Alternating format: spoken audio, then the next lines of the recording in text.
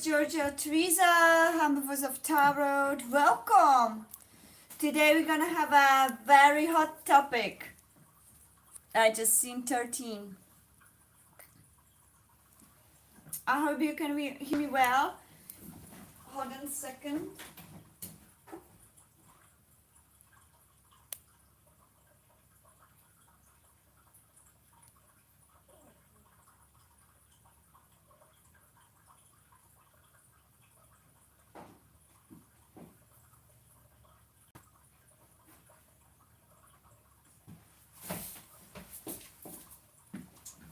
Welcome everybody. Today I'm gonna have to be running downstairs because we are already having heating on, so I have to keep checking on it. So I hope I'm not gonna let it die out. Today we have a very hot topic because we've been always talking angel numbers, right? Very significant, and therefore I decided that today's live is going to be about angel numbers. First of all, as always, we're going to bless this space with divine light. We've got our beautiful dragonfly spirit animals watching over us. So let's do the beautiful, and I see 144.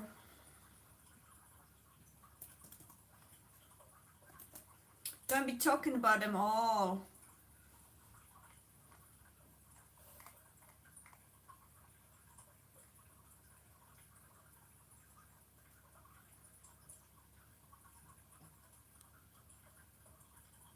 But first of all, I'm going to wait until we have somebody actually in.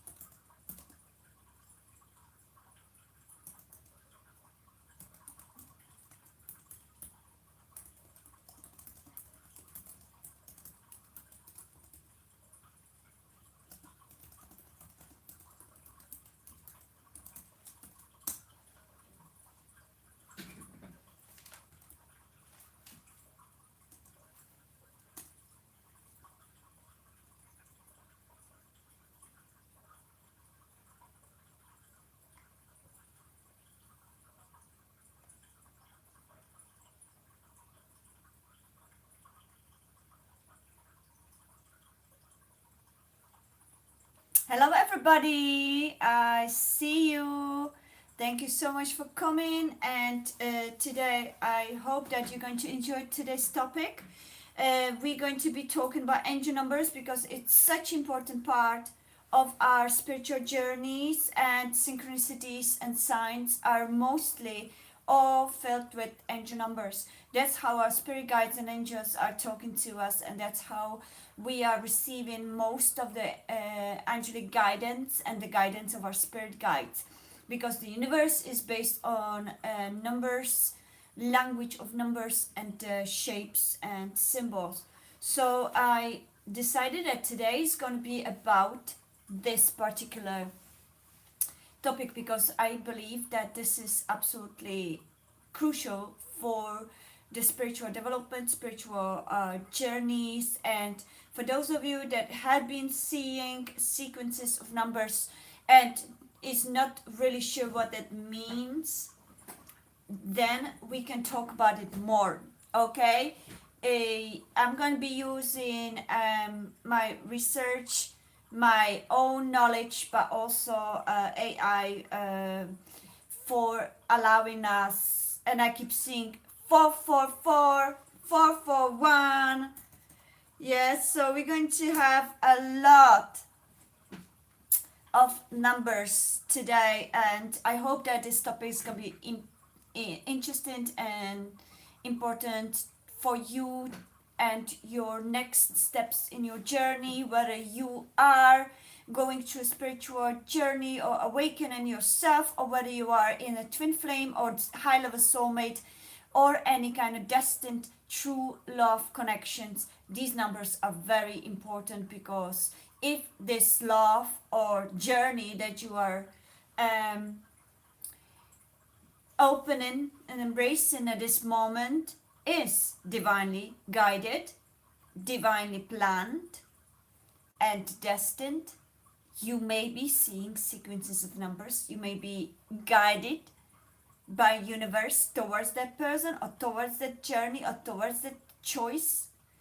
And maybe this angel number topic may open and broaden your horizons. I see 555, which we have also.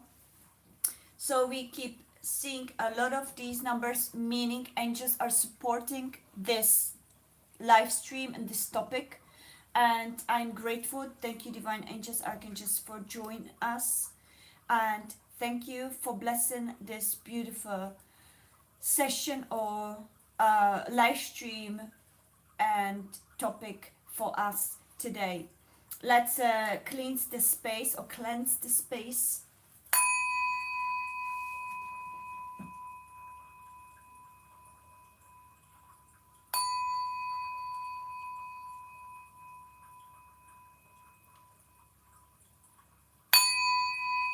May I be the channel of divine wisdom, and through me, divine angels, archangels, spirit guides, and higher selves of all of us, may I be the voice for divine Akashic records, wisdom, as well as divine angelic realm wisdom that needs to be spoken of.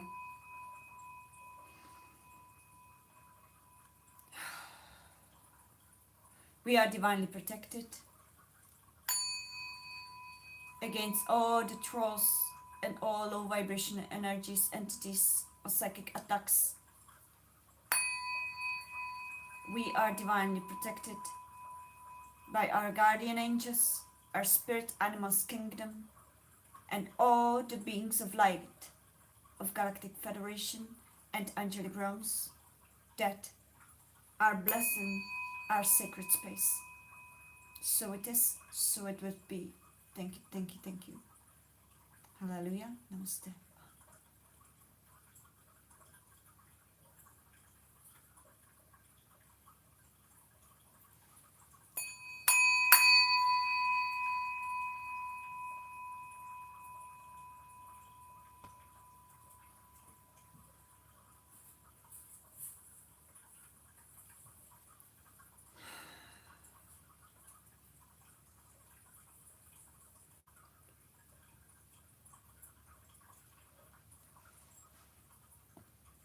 That's beautiful. Thank you, everyone.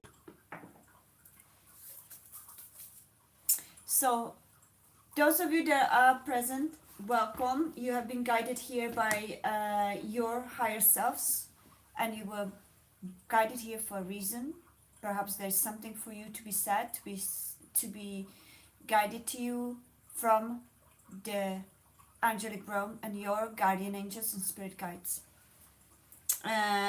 I'm going to be talking especially about the numbers that I've been channeling lately, whether it is with my channeled songs or whether it is around this period of time where we are at the moment. Also, I'm going to be explaining all the details regarding to each number, and I've made some notes as I have them here, as well as I have also opened AI in case we need some immediate number that you guys are going to be asking about that I don't have in my notes, as well as I'm combining this with the Akashic Records channel messages, and I hope that you're going to enjoy this. We have a Akashic Records channel message per each number sequence that we have prepared. So this one is gonna be spicy. Alright, so let's go for it. I saw also, I've been seeing, I don't know about you, I've been seeing a lot of 717s. So we're going to also see. Anyways, so let's start. For those of you that will be joining me in the chat, welcome. Chat filter, top messages. No, I want to see all messages. I'm streaming from a phone, so if you guys ever think, why is she not reading our chats? It's because the space for the chat is very tiny, and all I see is just the one, maximum two messages. Everything is hidden, so that's why I always have to press and stop by and read the chat. Yeah, so from time to time I'm going to be doing that. I'm going to be trying to interact with you more.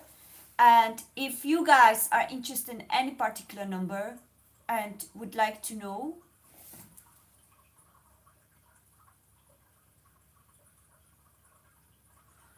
then we are going to talk about that. Okay? So, thank you so much. Hello, Lisa. I'm very good. How are you? How are you doing, Lisa?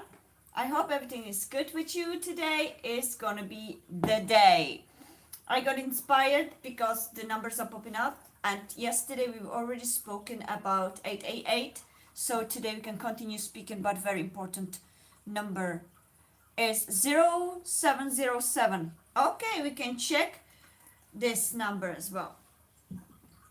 Okay, so stay tuned and we're going to do that. I believe that we are going to be very smart after today. I see 11, I saw 12, 11 and 12, 12. Very important numbers. Okay, so let's go for it because this is incredible and we can speak a lot.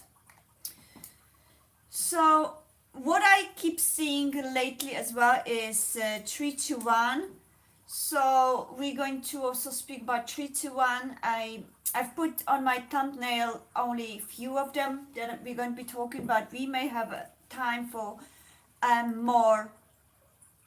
And I see 421 right now, which also I see quite often and is very significant. I remember seeing it. Now I just saw it as well as I remember, how do you say, researching it.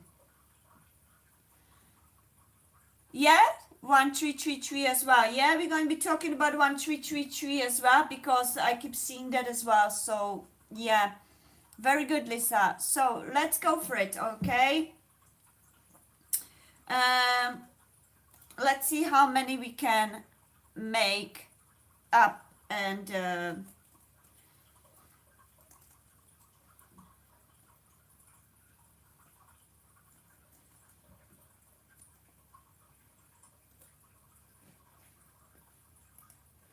okay.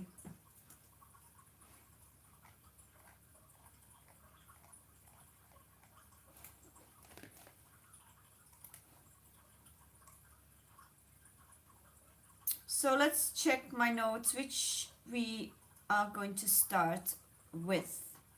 Definitely, we are starting with the obvious. We are starting with the most prominent numbers that are not only very important for each individual journeys, but also very important engine numbers for twin flame journeys and the destined souls love journeys. So I hope you're enjoying. So the first of all, let's speak about the core numbers. And I see 1444. We have it there somewhere.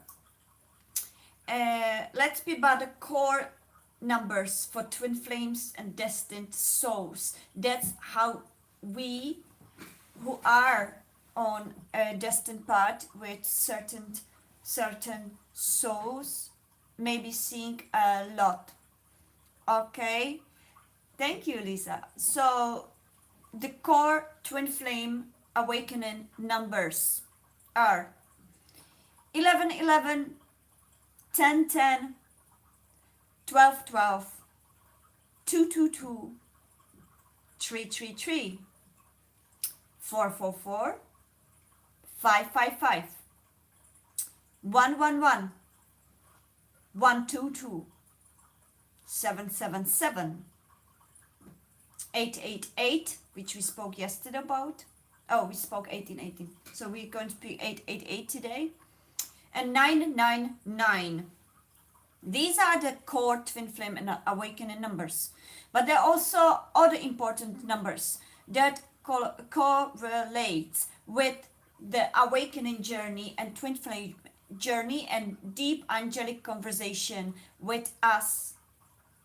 Are also numbers 000, 666, 13 13, 14 14, 16 16, and 21 21, which many of us may be seeing a lot. Also, we're going to be talking about obviously 22 22, which is the twin flame sequence number as well, which I believe we have them here.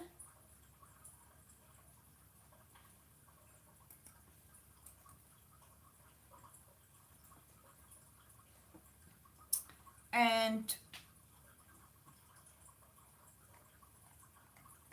we're going to talk as well what each individual number means. That makes me think next stream maybe about numerology, more basic numerology, that where we're going to be talking about a life path numbers, a destiny numbers, personality numbers. Okay, yeah, you said you're on twin flame journey right now, aren't you? So that could be it. I've been seeing those numbers as well, 21 21, 22 22. That always shows for those that twin flames and destined souls. Some people don't like calling it twin flames, especially divine masculines may have a problem calling it anyway, because their mindset is more into logic, which is natural, which is normal. It is usually us divine feminines that like to call it spiritual ways. So that's why I'm saying destined souls, because sometimes that's more friendlier for divine masculines, let's say.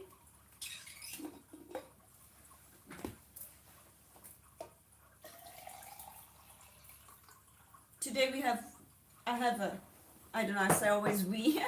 It's like me and my spirit guides are having today mate together with beautiful roots mix called samahan. Is very nice. I don't know if you guys know it, but it's actually good. And when you are sick, it's a great instant replacement though. It's always good to have a real, but if you don't, this is quite good and you can buy it in the herbal shops. All right, so the first of all, we're going to talk about them briefly, and then we're going to talk about each sequence in more details. Okay, so let's roll. So obviously, the most important number and most prominent number of twin flames is 1111. Actually, I'm going to take the tarot cards because some of the numbers are actually associated with that.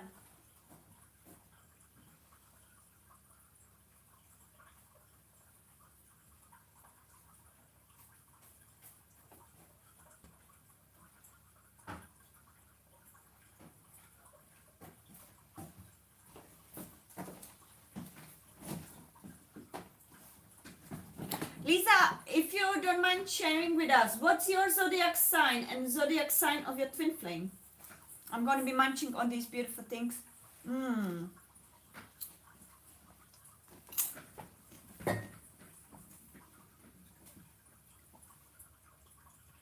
So let me show you the card in the tarot deck that represents twin flames.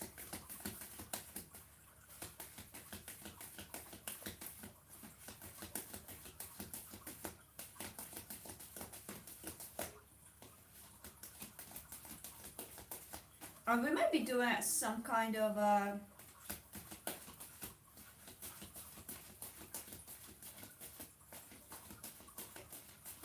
that's it. So the twin flame card.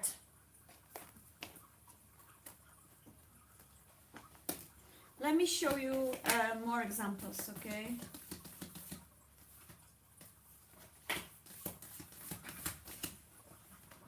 And just help me find it quick. It also can be Six of Cups, but the most prominent twin flame card is Four of Wands. I'm gonna show you, it's minor arcana. And usually when you speak of twin flames or destined soulmate, if you get four, okay, thank you, Angels, very good. If you get Leo, Taurus and Leo actually go well together. Earth and the fire goes very well together. Earth and fire is beautiful because the fire is the wings, the earth is the grounding. So it's the earth. So beautiful combination. So fire brings, the fire sign brings the passion and the spontaneity to twin flame relationship. 2211. Oh my god, we cannot forget that because I just saw 2211. So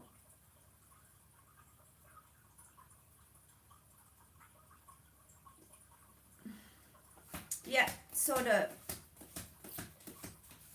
fire brings the spontaneity, activation. It activates this union. It brings into the relationship a passion and initiation of many cycles between twin flames and high-level destined soulmates. And the earth grounds it, anchors it into the 3D.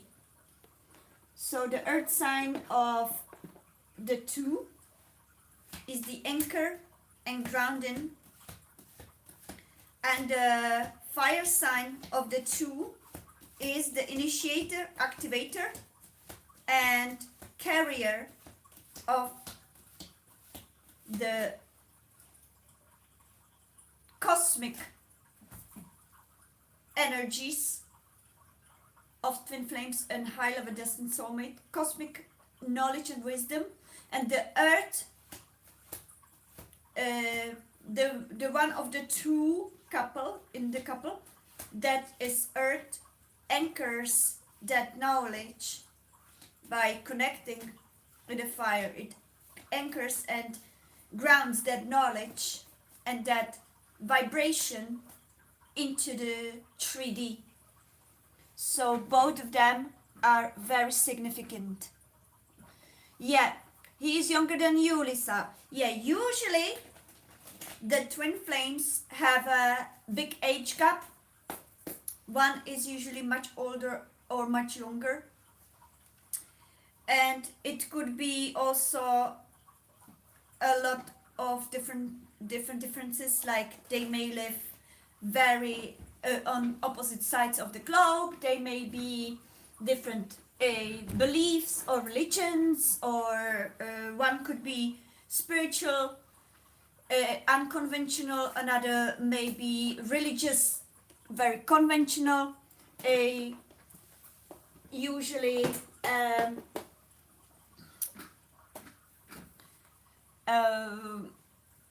there is usually a lot of differences that the matrix creates, because that all is meant to be broken off, transmuted, and transcended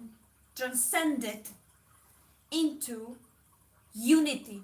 Meaning, if one is, let's say, very conventional, rule based, strict in the beliefs, and the other one is the opposite, the love between them breaks all the barriers that the matrix has created, which these aspects had been created by the matrix.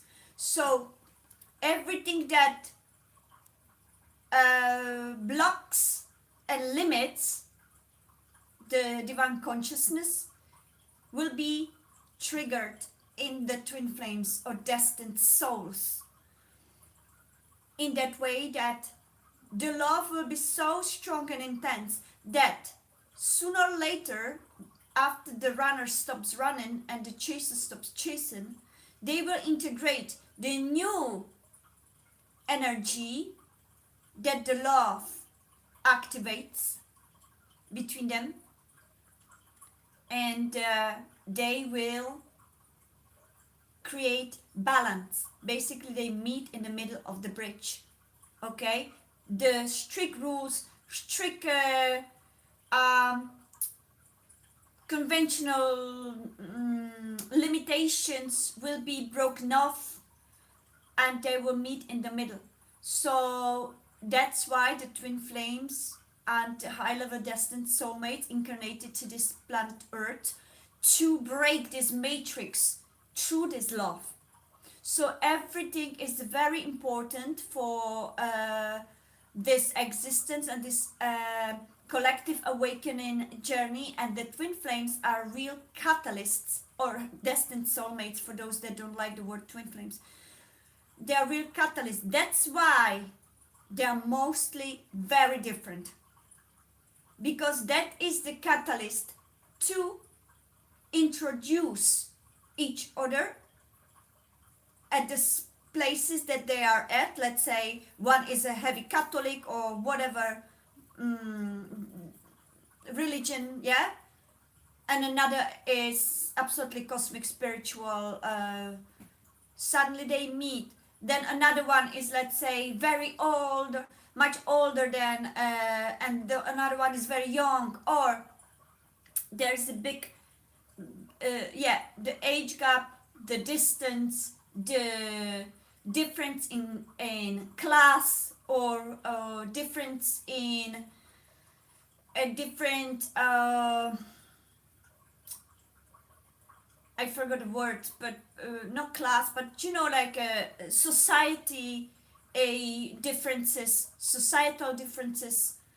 Everything is opposite, because it's meant to break it off and create union.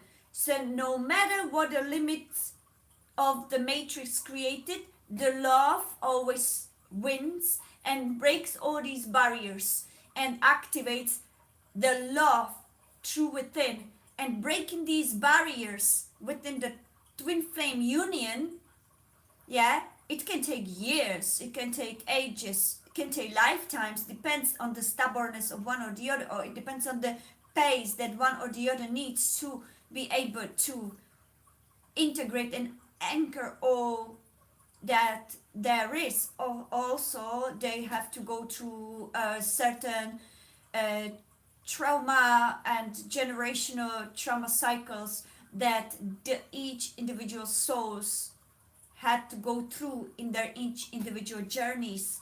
Okay, all that needs to be basically integrated and released and healed. Okay, it doesn't mean that they have to wait and be separated until everything is done. No, universe, by the divine guidance through the angel numbers that we are going to be talking about, through different signs and synchronicities. Let's say we spoke about the dragonflies, we spoke about butterflies, I'm going to be talking about the symbolisms. Yeah, we're going to do next one. I hope I'm not going to forget. And so 4 years, so yeah, it takes ages sometimes. So there is a period of runner and chaser. There is a period of separation where they meet or they get to know each other.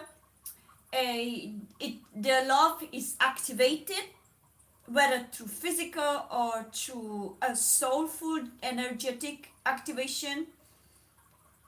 And then usually there is separation period when each of them need to work on themselves. Okay, then they may reconnect again certain periods of time to, it's like universe is testing those twin flames, distant souls. How far have you gone in your healing journey and in your awakening journey? Are you ready? All these numbers will be repeating those cycles. Are you ready? All these synchronicities and signs will be repeating those cycles. If one or the other chooses karmic path instead of being guided, or chooses ego instead of being guided by soul, or chooses sabotage or self-sabotage instead of being guided, the universe separates them again. And they go their individual journeys again until they anchor that, until they integrate that part, until they release that part. They reconnect, and then the universe starts again the cycle of numbers, cycle of signs and synchronicities, and brings them back together. And again, there is a test. Are you ready? It's like doing, I'm not a driver, I don't have a driving license, but what I've heard, it's like doing driving license, yeah? You go to your tests and yeah, you pass the test, and then you go to your practical, yeah, and you don't pass it. You make a mistake. You choose something else, yeah. So they say, okay, go, and you will have a next chance. So same with the twin flames and high level destined souls, okay? If one or the other chooses path of ego or path of fear or path of karmic path that is not based on a soulful choice, but it's based on impulse, or it's based on fear, or I hear commodity, or transactional connections, so whatever they are. I see 3 over there. What's going on there? It will be challenged. It will be triggered.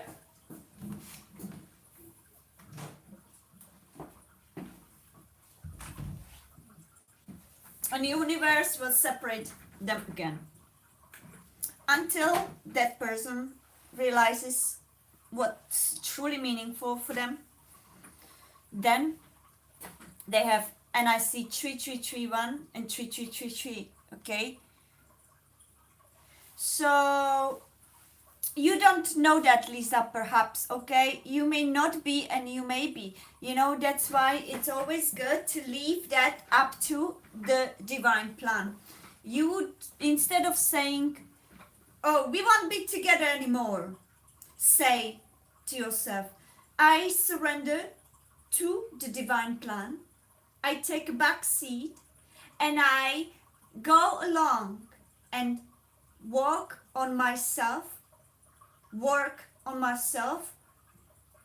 develop self-development, and I will just flow through life, do me, sending love to him, sending divine protection to him, with trust that when it's meant to be, we will reunite again. And I leave that timing up to the divine plan, and just go with open heart and open mind through your life without saying any kind of conclusions. we will be together in 5 months, or we won't be together at all, because in my limited perception it looks now that he's with someone else or doing something else. It's probably not possible. Don't close door to something that is not meant to be closed by you, but it's meant to be ongoing. And divine universe or source or divine plan or destined contract between the two of you will reveal the right timing, and your numbers are going to show you. That's why it's good to read these numbers. It's I heard once someone saying, and I love the way they say is the language of the universe is the numbers, and that's one of the main language of the universe is the numbers, and that's why the numbers are also divine language of angels and angelic realm. That's why we're going to talk about it. So I show you what tarot card represents twin flames. Four of Wands. Usually you will see two wands on one side, two wands on another. You either see people like that, or you either see people like that. This is joy, stability, and it represents twin flames. 11, 11. Two wands, 11, 11.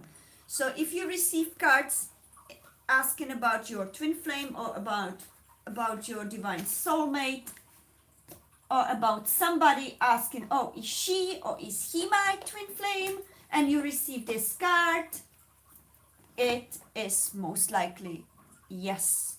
Okay, if the second card, if somebody posts, if somebody just chooses, I want the answer straight away now, one card, and it comes Four of Wands, yes, they are your twin flame. They are your destined soul. And if the second card comes like, let's say Seven of Swords, or Five of Swords, or anything like that, it most likely answers that you may have illusions, or there could be also some problem between. Okay, it depends on other cards, but in general, Four of Wands is twin flame number.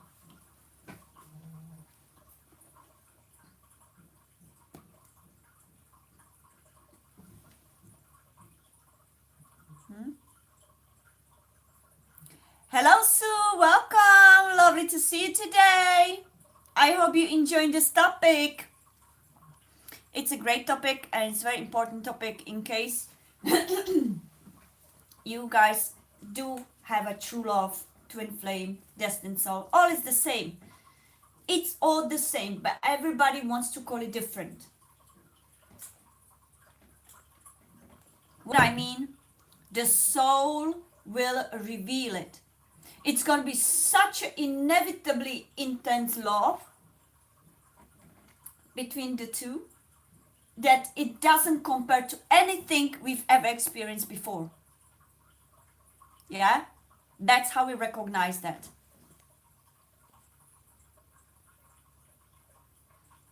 I do read the numbers. You have surrounded. If we are meant to be, then we will. Yeah, definitely. Thank you, Sue. Lovely to see you too, or at least your avatar. But I feel the souls, so I feel you guys. I feel you. So feel free to drop some numbers, Sue. We know that you talked about 333, so we're going to be talking about 333 as well. We already spoke about it anyways, but there are going to be a lot more different numbers that maybe you may realize that you actually did see them.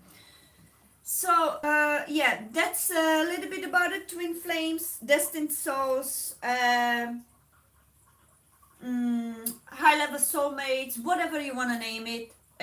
That's how you recognize. Okay, it's not a easy peasy journey, and the souls that usually choose this path or this journey before they incarnate, they already know that they are capable Okay, when we incarnate and we go into this small little physical body, as we spoke about these small little identities, we automatically have most of these informations and knowingness wiped out, because the capacity of that small and dense energetic density we're going into, basically we are going from 5D 6D whatever your soul is based on in the cosmic space. We are going into very dense box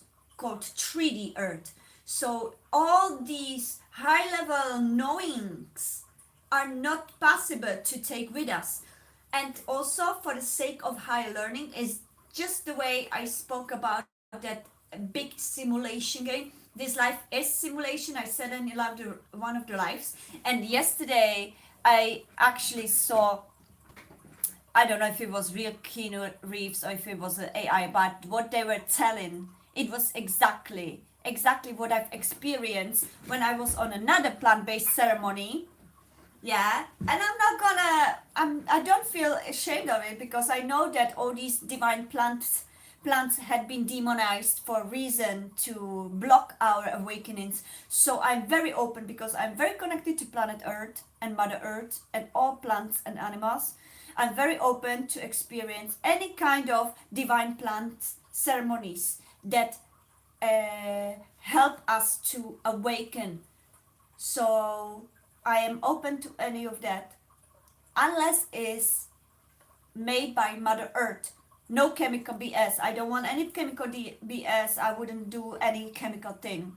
Only the plant based. So I've done myself, and it significantly awakened me and showed me a lot between the cosmos and this earth, which was ayahuasca. I've done ayahuasca a couple of times, and I've done magic mushrooms a few times, and always with sacred intentions and ceremonial ways, not just like, oh, I'm just gonna pick up in the forest the magic mushroom, I'm gonna stuff them in my mouth, I'm gonna be like, no, real sacred ceremonial experiences.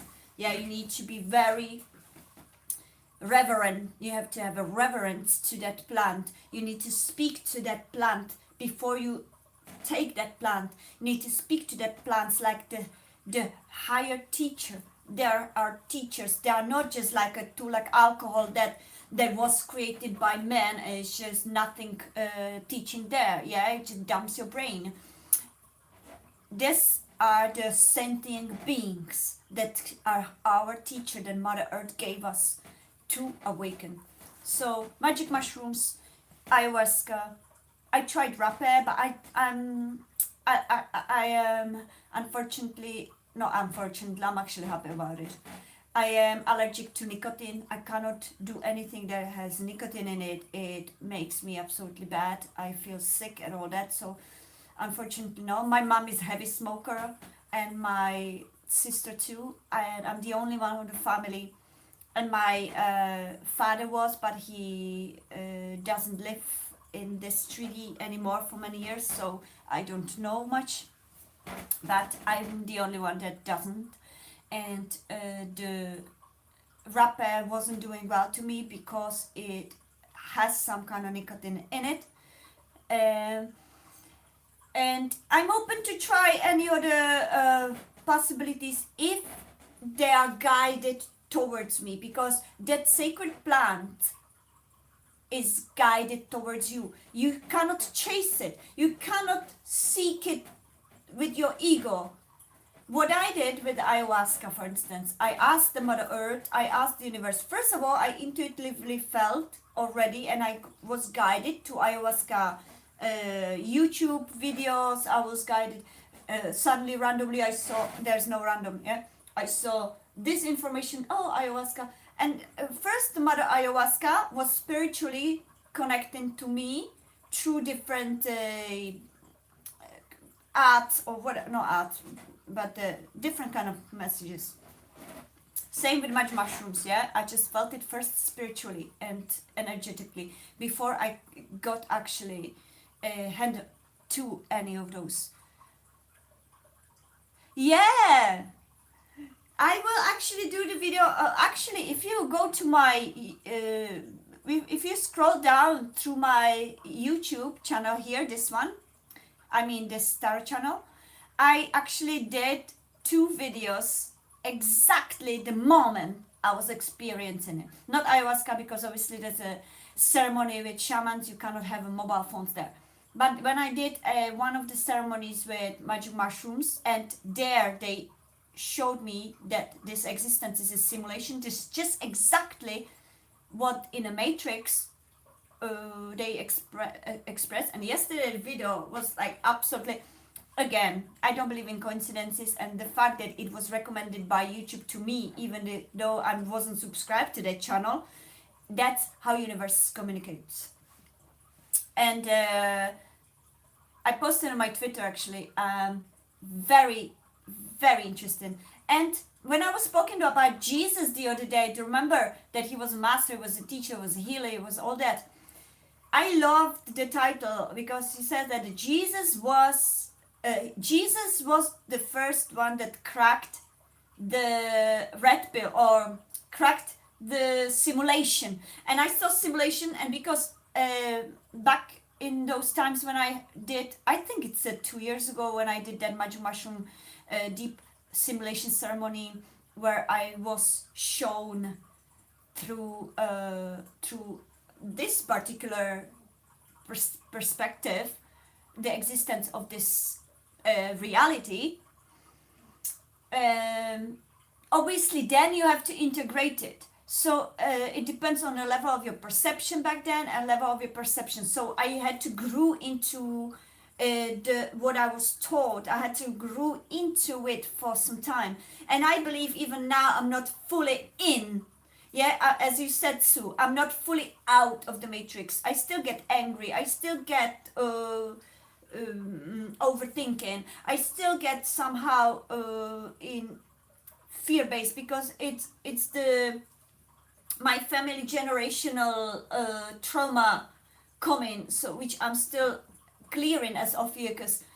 But in terms of mental understanding of existence, I'm out of the matrix. Instead of material things and things that limit humanity within the matrix, I'm out of it. I don't care about this. So most of the time, and I ask actually ChatGPT, I'm gonna actually share it with you in one of my live streams. I asked him yesterday after that video about how one finds out, I don't know exactly the question, how one finds out and sometimes, guys, I get carried away. If I don't answer any of your, please bring me back to track, okay, if you remember. Anyways, how one finds out whether one already cracked all the points of the red pill. And I always ask, according to Akashic records. The answers were amazing, and that's why I'm going to share it. But anyways, so I have 2 videos, one about magic mushroom ceremony, and one about actually 2 videos about magic mushroom ceremony when I did them 2 different times. First time that ceremony was in the forest, so I spoke to actual spirit of Mother Earth. So she showed me the existence of us as a humanity and connection to all that is through a lens of Mother Earth. Then I asked in the next ceremony, which was some few months ago, a few months later or something like that, I wanted to see from them, because Mother Earth as divine feminine energy is our ultimate divine feminine energy, and I wanted to see a perspective of divine masculine collective energy, which is the universe. And I received the same thing, but that ultimate masculine energy of all that is because we have yin and yang within us, which is microcosmos. Macrocosmos has yin and yang. So Mother Earth and feminine planets like Venus and all the feminine planets, they represent the energy of yin, of entire all that is source. And then the masculine planets like Mars or I think Saturn is also masculine, or any other planets, they represent the divine masculine, and also the space and even divine masculine energy in collective are the scientists, this is divine masculine, and the healers and the tarot readers and all that, that's a collective divine feminine. Even though the tarot reader may be man, it's a feminine collective energy. So I wanted to know both perspectives. Okay, so because I experienced first Mother Earth's divine feminine a perspective, I wanted to know what the divine masculine collective perspective wants to share with me, and they call it simulation, and it showed me exactly what I've been talking about for a few years since then, how that simulation actually works in our daily lives. Okay, and that I'm still on the ride. Actually, I'm still on the trip while recording it, but it's already after I've been shown everything, and I just wanted to document it. So it's very interesting. We got a notification, YouTube notification, very specific, big change. It says nothing is coincidence. So very specific and big change. So some of you may have a big shift now, or some of us and all of us, or whoever. So that's what I wanted to share. So the simulation. Let me backtrack to where I came from. So basically, that's why all these numbers are so important, because the universe, speaks through numbers. So all the beings of this universe speak through numbers, like angelic realms, all other realms, galactic federation of all the extraterrestrial beings of all planets and galaxies talk in numbers. Everything is in numbers. Yeah, sacred geometry, everything is the numbers. That's why these numbers are not just the simple numbers. These are very important numbers. Numerology as well. Nothing is coincidence, yeah? Just like our years. I want to speak about it as well. Like, for instance, if your date of birth, you have a date of birth, like, let's say me, I'm 1982.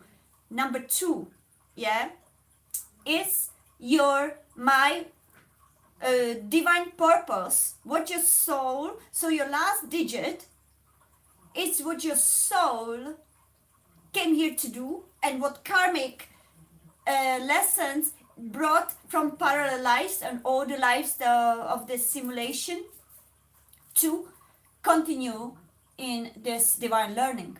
So that particular number is not a random again. None of our numbers or date of births are random, yeah? Even the life path, if you put all these numbers of your birth number together, that's your life path.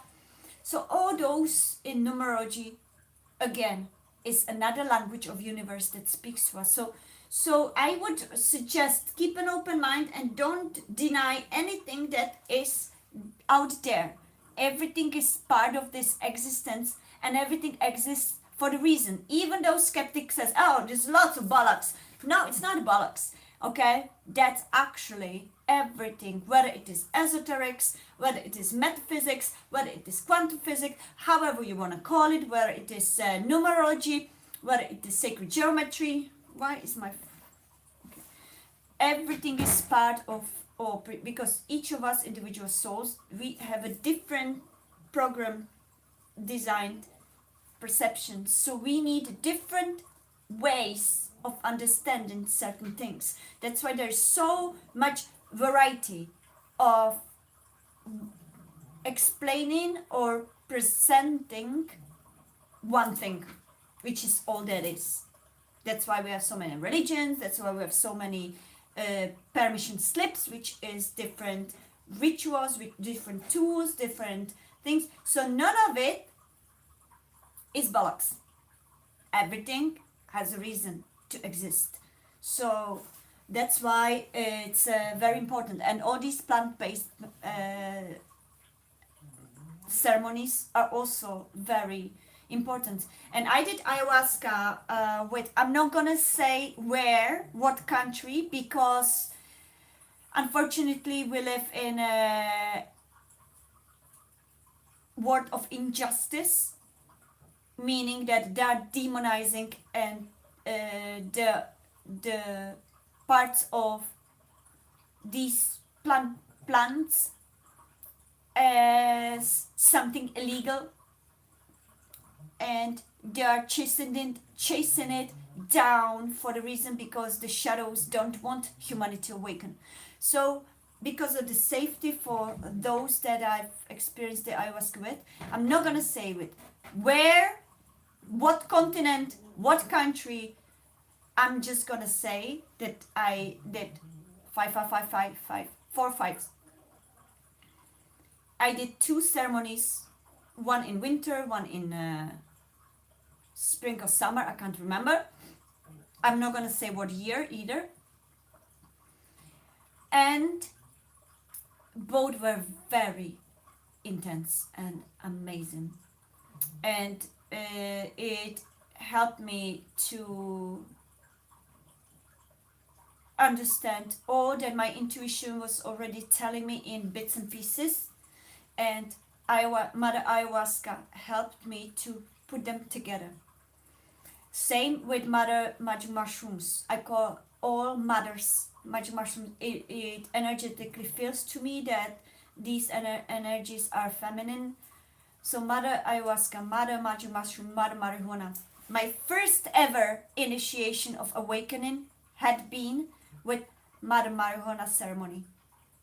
Again, you cannot get stoned for no reason. Oh, I'm just gonna get stoned because I just want to be stoned and I don't want to think of everything. And no, as I spoke yesterday, you have to approach each sacred plant with reverence, deep respect, and already thought out intention, deep spiritual intention, because those plants are very high level dimensional sentient beings. They know instantly what intention you're coming with, what level of your perception you are at, and how should they treat you. They will treat you the way you treat them first, and second, they will treat you on the level of your perception. If you come to any of those, and we had in those ayahuasca ceremony, there were a couple of guys who came there just for the ego, yeah? Oh, I'm just gonna do it because my friend Peter told me there. They fell asleep and they fell through entire ceremony. Very expensive sleep, to be honest. So yeah, you've got to come with a deep reverence. You've got to come very spiritually aligned. You've got to follow the rules before you go, meaning you have to follow the dietary rules that they give you, which means mostly vegan based live food.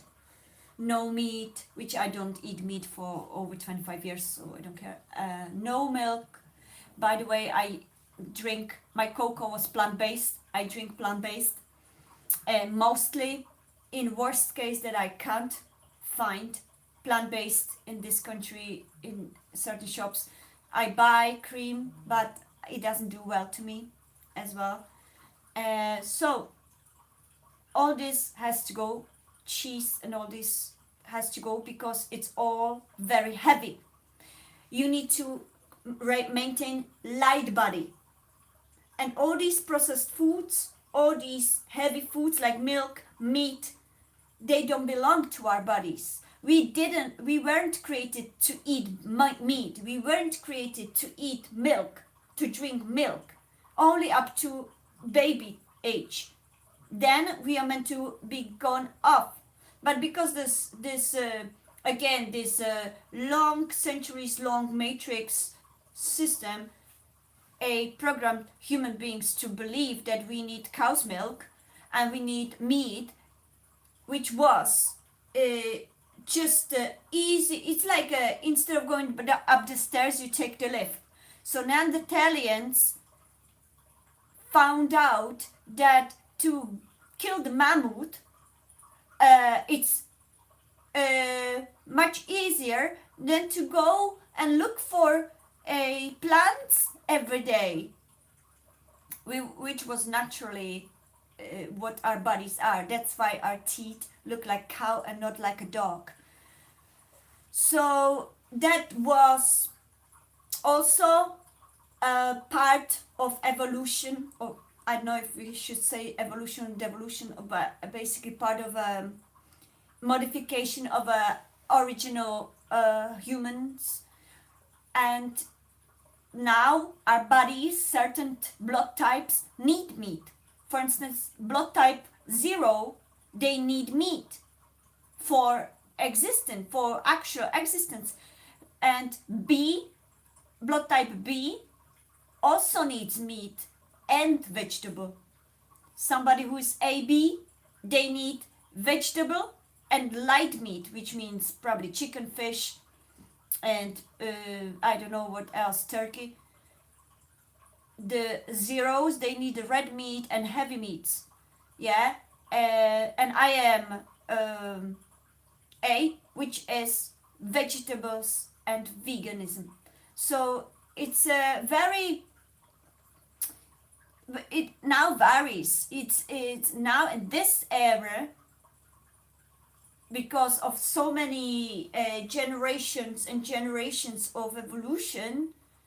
You're B negative. All right, so you need meat for your existence, but you also need dairy and vegetables. For instance, zeros, they don't need that much vegetables, only a little bit. And you as a B, you need more. You shouldn't eat too much of a red meat. You should eat more like a chicken, a light meat, fish, chicken, turkey. I don't know what else. The red meats. I'm not expert in meat because I'm vegetarian, vegan. I don't do that. That's why I don't even study it, and I don't even know all the names for the cow meat, and I don't even like calling it beef because, anyways, it's my ethical reasons.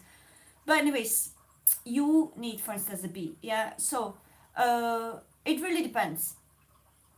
I went off the track again. No. That's my Sagittarius in me. Like I always go and carry it away myself, and I forget what I was talking about and where did I come from. I am guided by the divine. So whatever I'm meant to talk about, I talk about because that's probably what's meant to be. You stopped eating meat a while ago. How do you feel? If your body feels okay with it, then don't go back to the meat. Yeah, because even that, this statistic we talking about, I'm just talking about, don't have to apply to every single B person or every single zero person. Like, that's what the books say, yeah? I was talking about the brackets. Thank you, Sue. Oh yeah, the plant experiences. You're right. So yeah, so in that ceremonies you have to come clean. You have to come, and if you don't do it, like one of those ego-based people that come there and then fall asleep, you most likely fall asleep and sleep through entire ceremony, which is very expensive. So if you don't mind that you spent a lot of money for just sleeping it off, that's fine. But I chose the path of true awakening. Even though the second time I did fall asleep because but it wasn't the entire ceremony. It was I was there for a few days, I think 2 days, and the second day I was half awake, and then I fell asleep earlier than before it ended because I did a mistake. After the first day of ceremony of the second time I went in summer, we went for all of us went for Jesus, my throat chakra. All of us went for food, and it was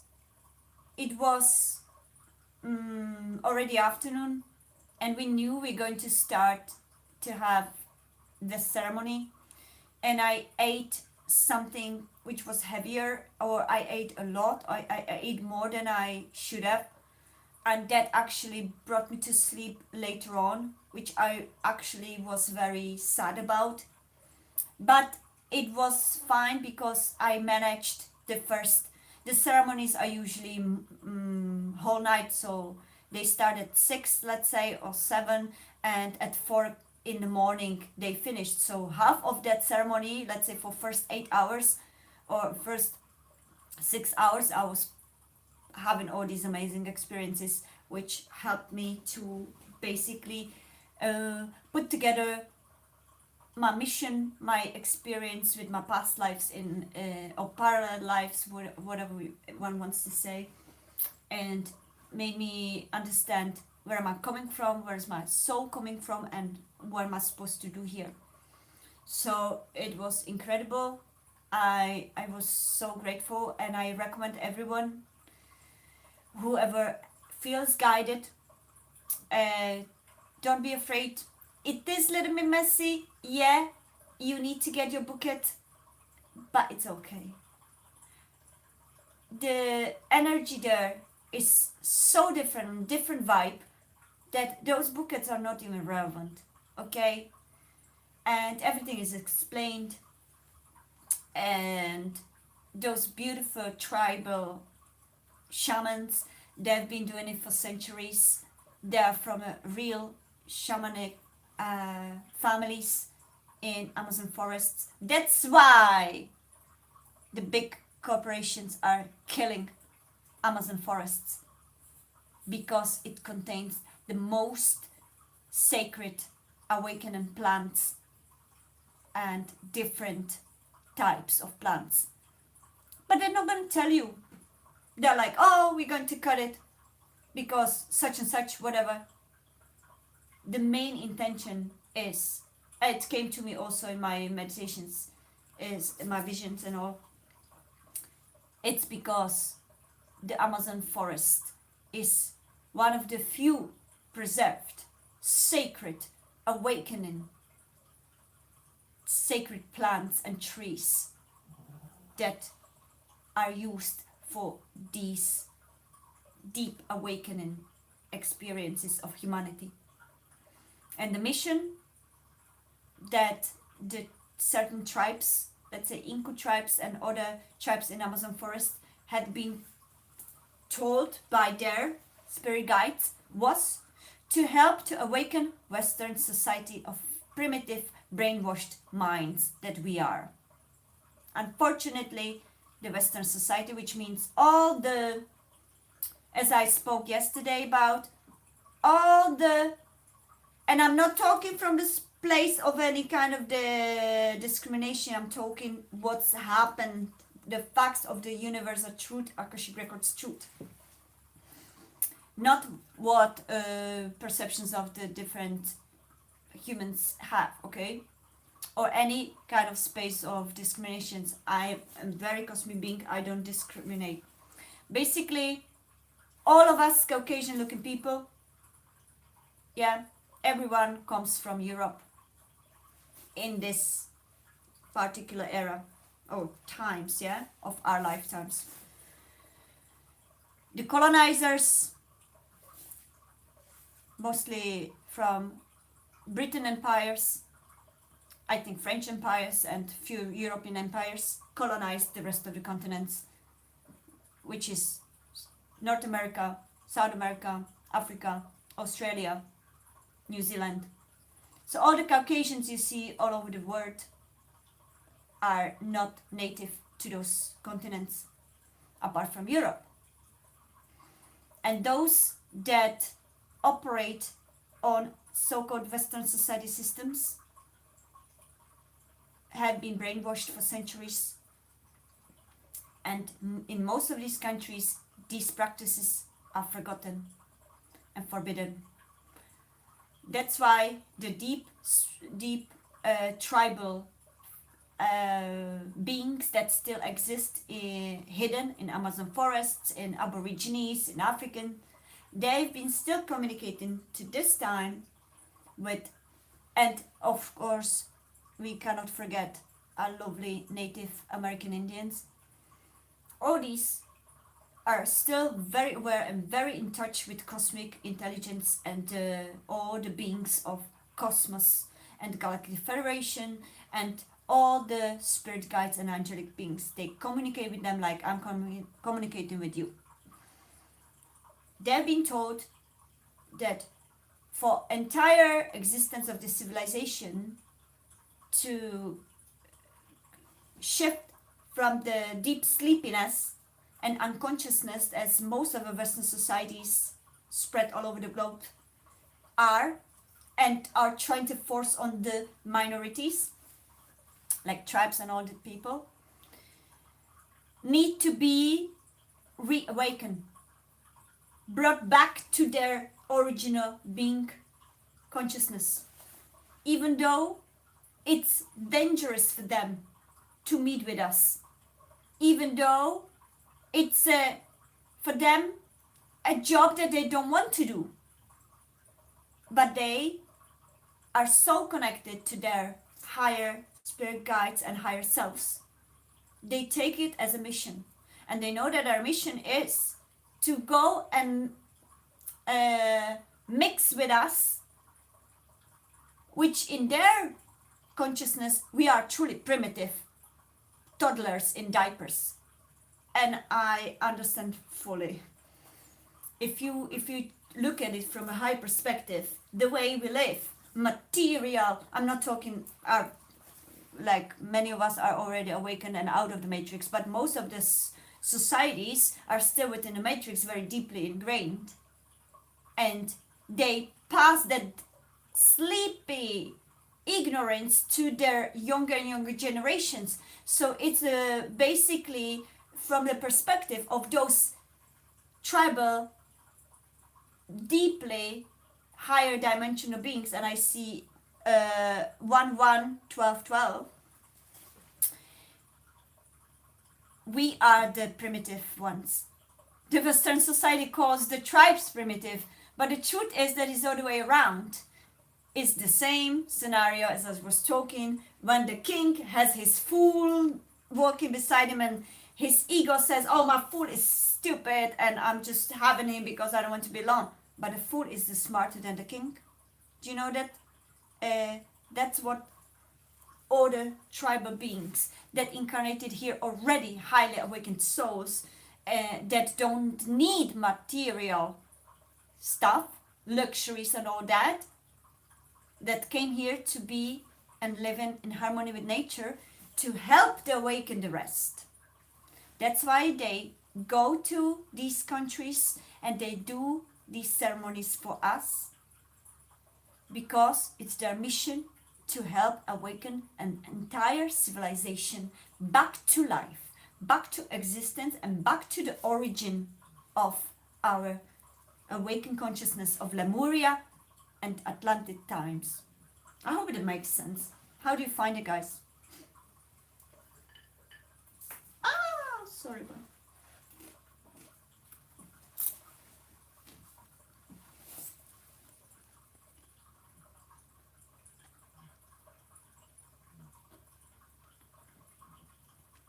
out of the blue you stopped eating. I didn't finish your message, sorry. I started feeling like a feeling of the animal killed. Yeah, exactly. You can eat fish. Okay. Being so connected to the divine since childhood, or did the event trigger it?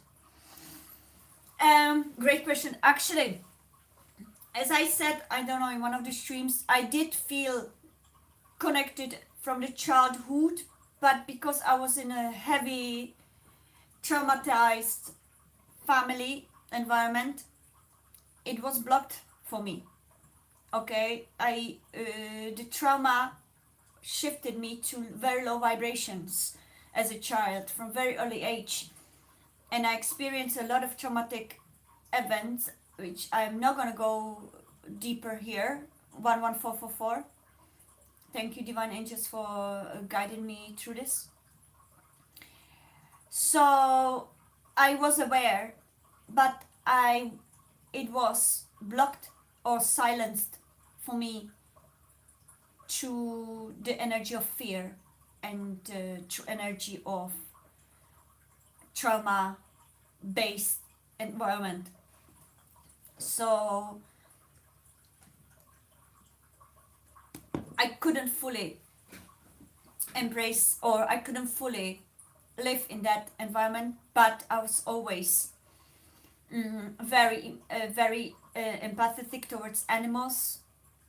I remember when I was 5 talking to, like literally talking and communicating and hearing and feeling every animal that I was talking to. They were always crawling on me like geckos, slugs, everything that existed, butterflies, grasshoppers, everything, because I was always since very early childhood playing mostly on my own, because most of the kids were kind of like different matrix based kids, and I was usually finding myself on my own in the meadow, in the grass. For instance, I don't have many memories as a child because of the traumas. Usually the children, they eliminate a lot of memories. But what I remember is usually the encounters with animals. They were holding me through these days, through these times. And they were always there with me. They were my spirit guides. I would always feel connected to universe. I would always be disconnected from people around me, kids around me. I would be able to play with them for certain small time, but then I would always seek solitude as a child. And my mother can say also that I most of the time played myself on my own in my room since very childhood. So I wasn't, or outside in the nature. I would always go outside in the nature and play on my own. So I would say yes. Then there were times where I, as a teenager, had to I was thrown into the matrix because none of my family members were ever awakened. So I was the only one alien, like. So there was a period where I had to be thrown back to matrix and do the matrix stuff, study matrix schools, work in matrix works and jobs. So there was a period where I was disconnected because I was in the mindset of beta, alpha, beta, gamma, delta, where I lived in a survival mode most of the time. So there was a period where I was in survival mode from childhood to in childhood I was more connected. Then there was a period of teenagehood where I was more in a beta, a frequency where you just go work, back, school, back, and I didn't have much time for deep contemplation because of the survival mode and ways that I had to live. And eventually I did get reconnected deeply through my first plant-based medicine experience. Yes, it was Mother Marijuana that activated me back to my own being. And that was incredible experience. The first experience with Mother Marijuana was the initiation, activation on the highest level of experience that I could ever imagine. Those that were around me at that moment thought that I got crazy. Like I was absolutely out. I was like, I jumped out of my body and became extraterrestrial being. It was crazy, amazing. In my mindset, everything made sense. In their mindset, nothing made sense, and they thought I just got crazy. But I knew exactly what's going on, and I realized that I have no one to speak about it with, Nobody around me would ever understand this because they were heavy in matrix. So that was my initiation and activation. I think it's about, yeah, few years ago. I don't know, maybe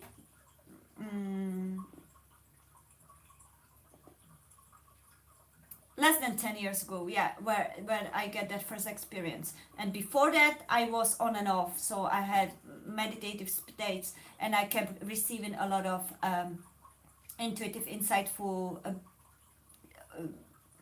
wisdoms, but I was thrown in that heavy matrix times where I couldn't really be able to connect fully, so it was like partial, where I was always connected. And then, yeah, for past maybe 9 8 years, it been heavy on the awakening journey, and it's still ongoing. What about you guys? What kind of experiences do you feel like? And uh, we all are always, I always say, more you know, less you know, and somebody says that already. More I learn, not learn, more I remember, because we are not learning anything new. We are remembering what our beings are basically made of.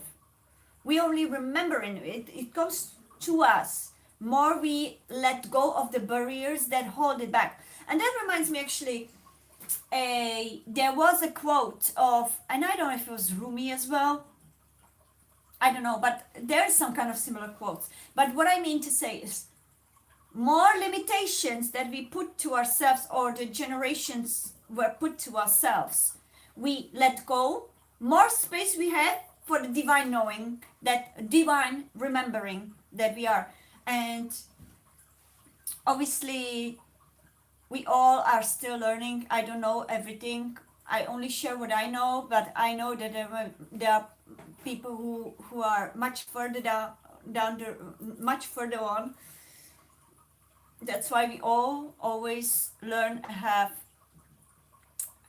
a constant journey of discovery, self-discovery, discovery of this existence, universe. And we are here to share with each one of us, because that's how we can awaken one another. That's why we can inspire one another. Matrix is not going to tell us anything. We have to tell it to each other. That's why, even though I am introvert and private person, I chose to have this channel, because I feel my soul is guiding me to speak up. And maybe because I'm the Sagittarius, I was incarnated as a Ophiuchus Sagittarius cusp, meaning that I'm meant to use this voice, meant to overcome my limitations regarding to go into the public, and to speak about it. So yeah, it's my particular, one of my particular journeys, I guess. I was the last person that I would be talking about this. Then one day it all started gently. Out of body experiences. Same here, same here. Trying to get me ready for something. Yes, same here. Yeah, anticipation, constant anticipation of, yeah, that's it. Me too. So we are in the same boat, Sue. And hello, Rose.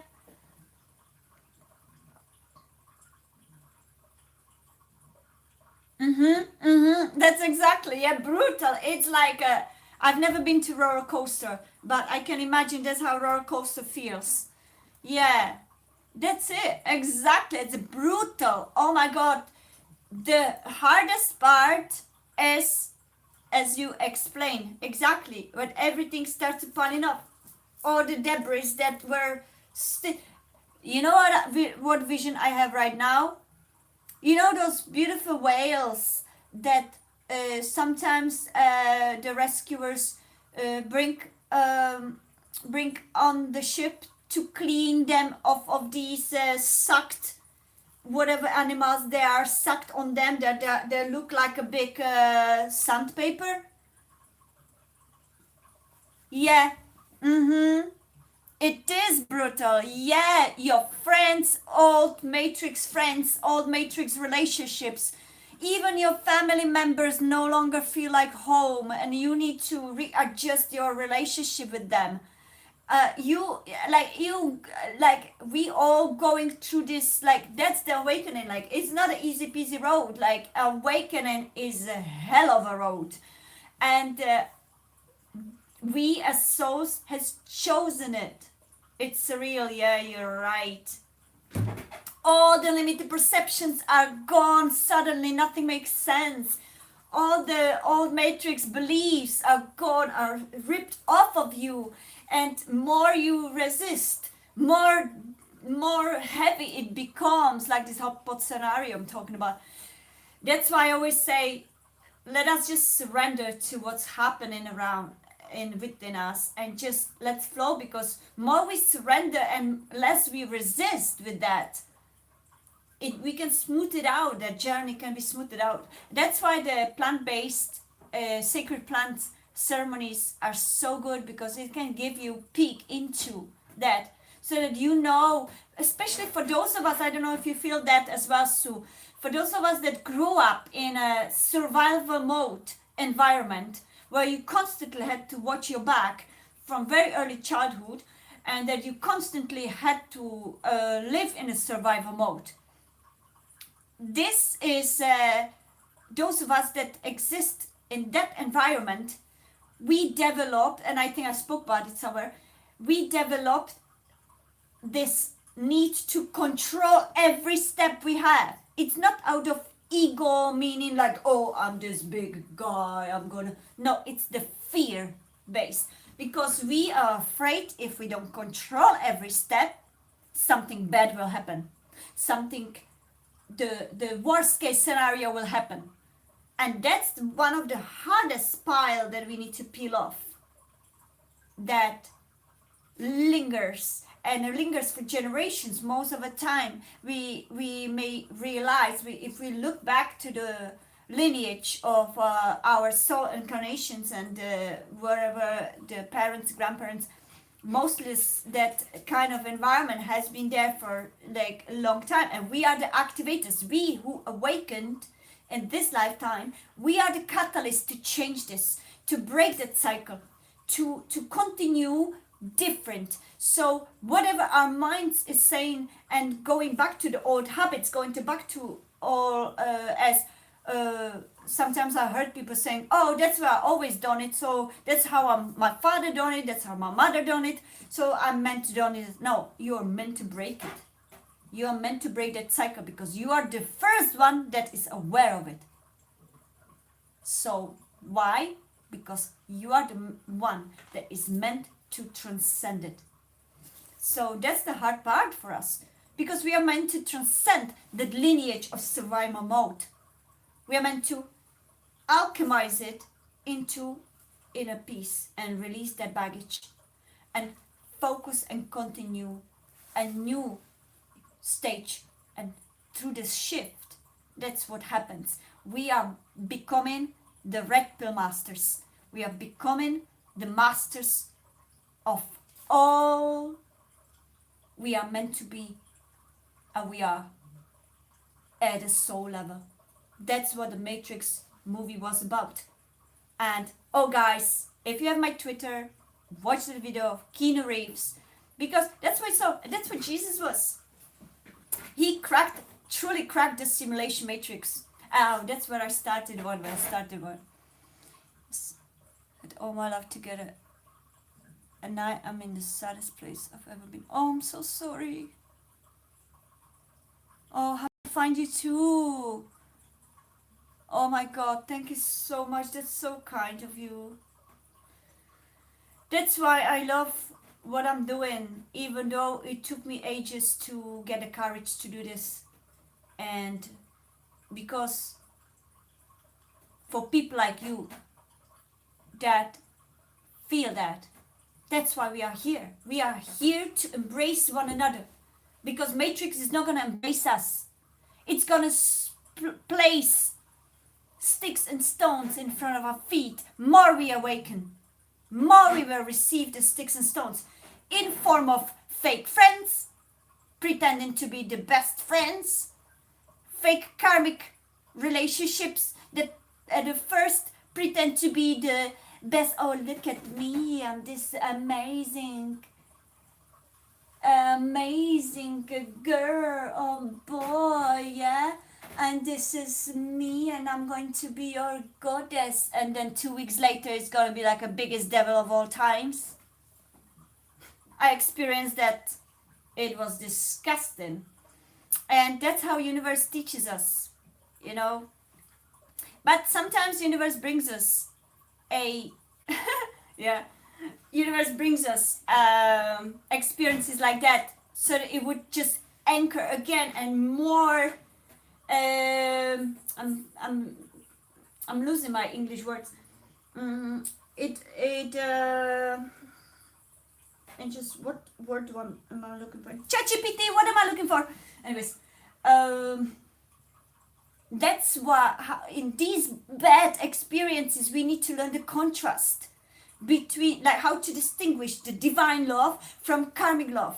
That's why we need to, and universe is teaching us to rely on our energy, on our inner truth, not the brain or the habits or the gossip of other people. More we awaken, more the frenemies will appear, like a I don't want to offend sharks, like a fleece. I don't even want to offend fleece. Basically, you know my point, yeah. So yeah, oh my god, I can count friends on my one hand. Most of them fell off, and more you awaken and are, you must, you definitely agree with me, I guess. More you awaken and are more aware of what's going on. First of all, more you prevent getting closer to people like that, and you cut it off already, like a before, and smell it. You smell it.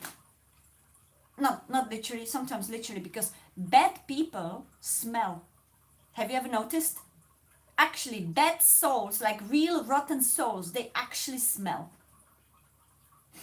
Physically. And if you are clear, how is it clear? No, clairgustance is clear tasting, clear something. Jesus.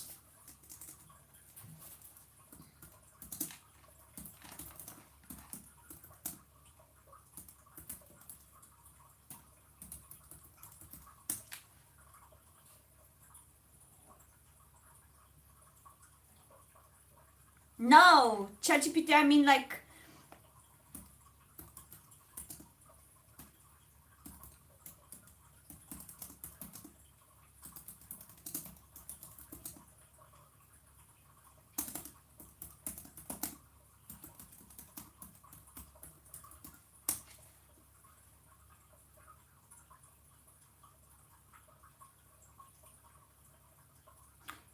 Claire aliens. Yo, that's the only one I always forget. I know clair cognizance, clear knowing, clairvoyance, clear seeing, clairaudience, which is mine, is clair hearing, clairsentience, which is mine, is clair feeling, clair gustance is clair tasting, and clair aliens is the only one I can always forget. It's a clair aliens. So those that have a clair aliens, they can smell even from afar. So these people actually have a benefit because they can smell. Anyways, that's just a side note, okay? Is it? Yeah. Oh my god, I tell you. And unfortunately, I must say that usually we grow up in families that are the total opposite, that are heavily in the matrix and heavily in those things, because we are meant to activate something within them. We are meant to guide them in a way through the slow steps to the light.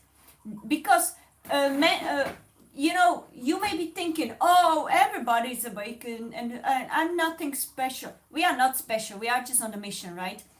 I don't see anything like, oh, I'm better than you. No, we are just need to realize. Hello, Jennifer. Welcome. Yeah, we've got to talk about the numbers. And so basically, we are meant to awaken these. We are the light to them as well. And we are also learning through that our own compassion, our own um, state of impersonal. Uh, there is a word for it. Mm. Also, the law of non-interference, that's a great lesson for those, because most of the time when you see, let's say me and my mother, you see that the person is destructive towards themselves, yeah, self-destructive, because you love them, you want to help them naturally, you want to be there for them, and you have all those knowledges and you want to share it with them, but you realize that each time you try to approach them with that, there is a big stone wall and you cannot do anything. You just have to witness the self-destruction, and that's debilitating. It's absolutely paralyzing grief, and you have to watch that, especially when you live with them. It's so difficult, and that's also part of the lesson for us awakened souls, because that's the part of our lesson, to learn how to be impersonal, how to learn to, as I spoke in one of the lives, come Jesus, come out of that state of being personal and everything, experience this too personally, but go out of it, yeah, just halfway out of body experience, more or less, but go out of it and watch it as a witness, observer, soul, rather than the 3D identity. This is me and this is my mom. So that's the hard part as well of the matrix. That's also another step that where one is tested once one chooses the red pill. The hardest tests will start appearing. Not because universe doesn't like us, but because universe or source loves us so much, and our guides love us so much, and they root. How do you say it? Wait, I'm rooting for you. They are rooting for us because they know how strong we are as light beings.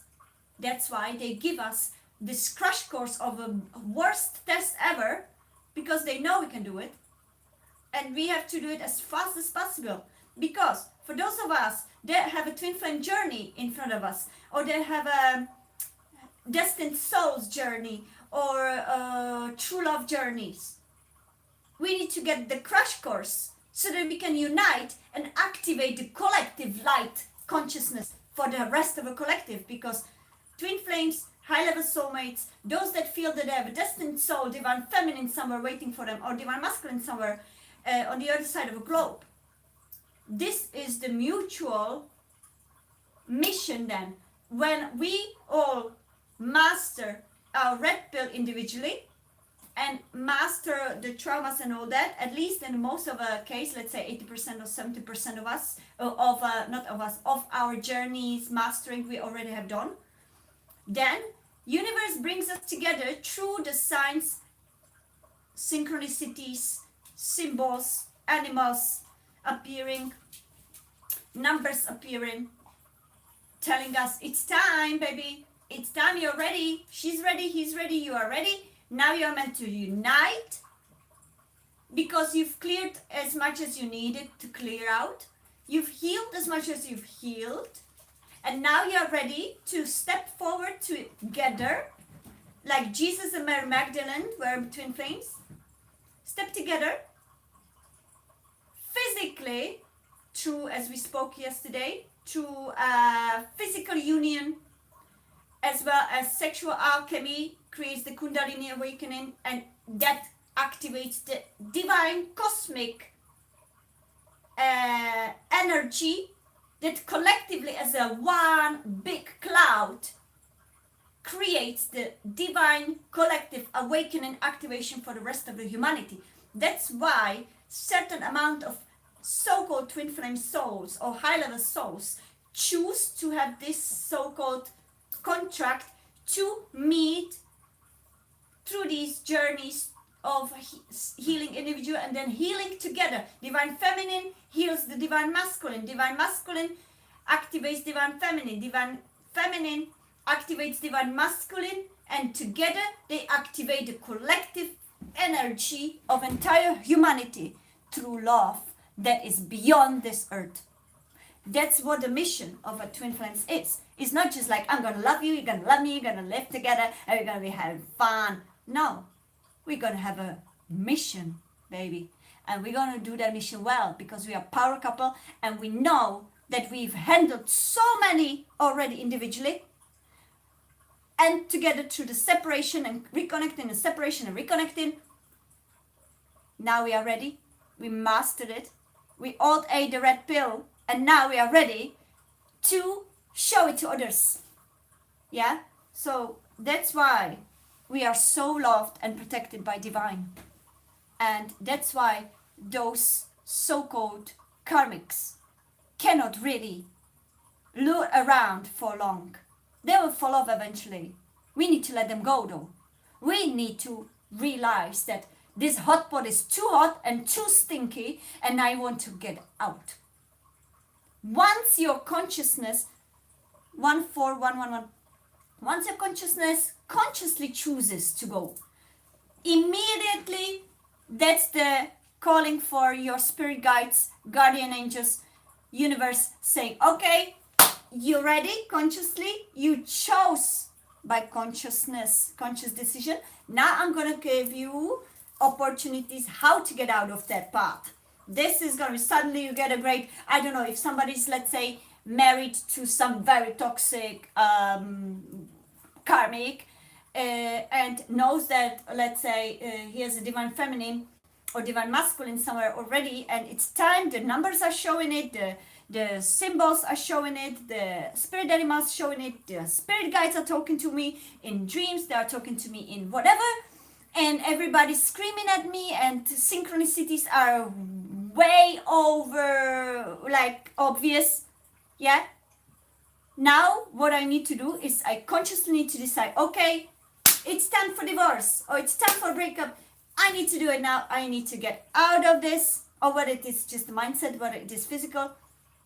Suddenly universe says, finally, suddenly on Thursday, somebody rings your bell and says, hey, I'm this greatest lawyer on the planet, and I'm going to help you with your problem. That's the earth angel coming to you, sent by universe. So suddenly you get this friend that says, oh, by the way, do you know that I know that my person who can actually do that to you? Oh, or you will want to, I don't know, run away from that, or your mind before couldn't ever fathom how to get out of the situation.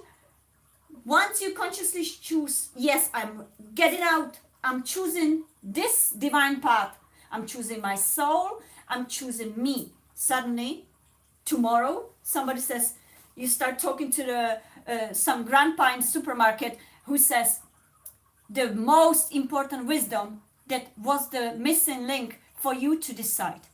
That's how it works. It's absolutely... Hello AKM, welcome, lovely to see you here guys. Hello Jennifer, hello Rose, hello Lisa. So, welcome everybody. So you made it, that's great. 1444, so that's how it works. So it's all starting with our microcosmos. And let's speak about those numbers that are so relevant to what we are speaking about. And it doesn't have to be only relationships. I'm just giving the example of twin flames because that's very connected to me. But it can be a destined path to your career. Different career. You've been for years and years in a job that you hated, and everybody was like, of your family was, oh, this is the best job, you've always supposed to be doctor. My father was doctor, my grandfather was doctor, my great grandfather was doctor, so you have to be doctor. And your soul screams like you don't want to be doctor. You want to be oracle, and you want to be you want to be working in a rescue center for animals, you know, and you've been getting all these divine numbers, 11 11, 12 12, 10 10, yeah, suddenly 3 3 3, yeah, you suddenly getting all these numbers, realizing, oh my god, it's all guiding me there. Or suddenly the butterfly flies all the way down and stops next to the rescue center that you've been dreaming about every day, but you need to pass on to go to the corporate doctor office, you know. So that's how it works. Wait a second, guys. I'm going to put a heating. You know, I need to do the heating. So give us a sec, okay?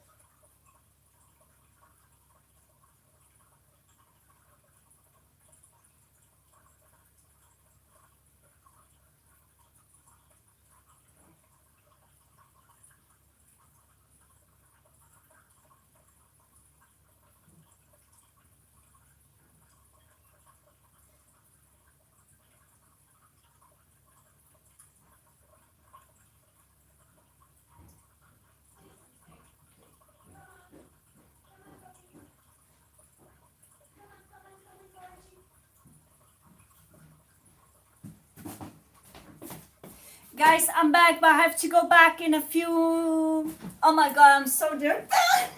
Wait a second.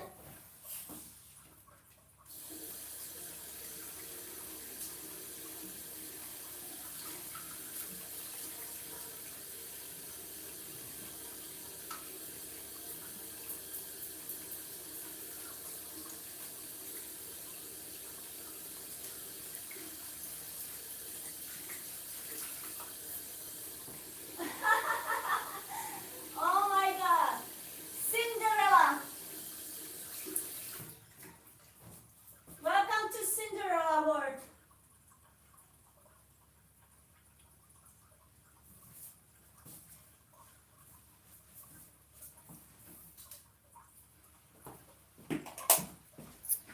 Okay, welcome to my Cinderella world. Yeah, we are here, full of ashes. Okay, guys, it died on me, so I have to go down in a couple of minutes.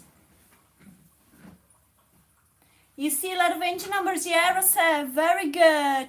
Yeah, hello, everyone.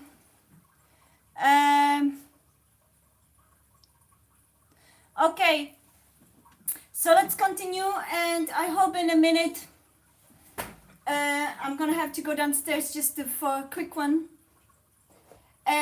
Sue, are you here? I just wanted to say something. If you're here, say yes, okay?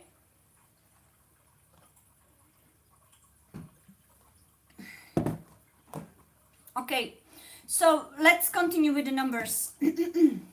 So let me read the chat first. If there's something, people come into our lives either as a lesson or as a blessing. Exactly, yes, that's it.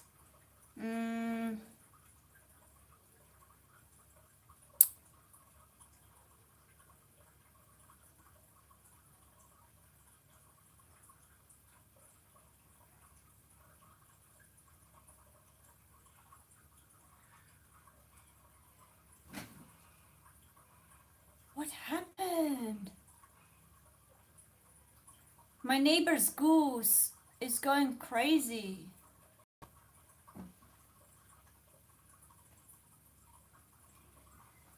Okay, everybody, so let's continue, and hopefully we're going to speak more about yeah, I wanted to say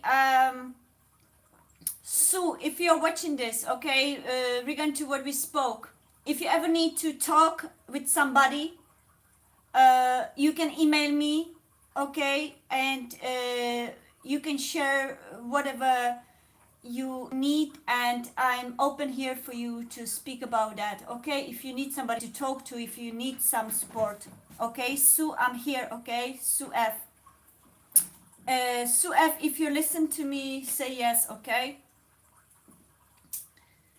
And all right. Hello, Genevieve. Welcome everyone. AKM, Rose, Genevieve, Genevieve is here, been already, but Jennifer Bennett is new. AKM, he's for first time. Rose, welcome everyone, and thank you so much for attending and coming here. Thank you all so much for 5 likes. I'm grateful. Thank you. So welcome to Norway, and welcome everyone. So let's speak of. So we're going to actually speak about the first number, which is, as everybody probably seen most of the time, is 1111. 111. Oh, number 1. Okay. So let's speak about it.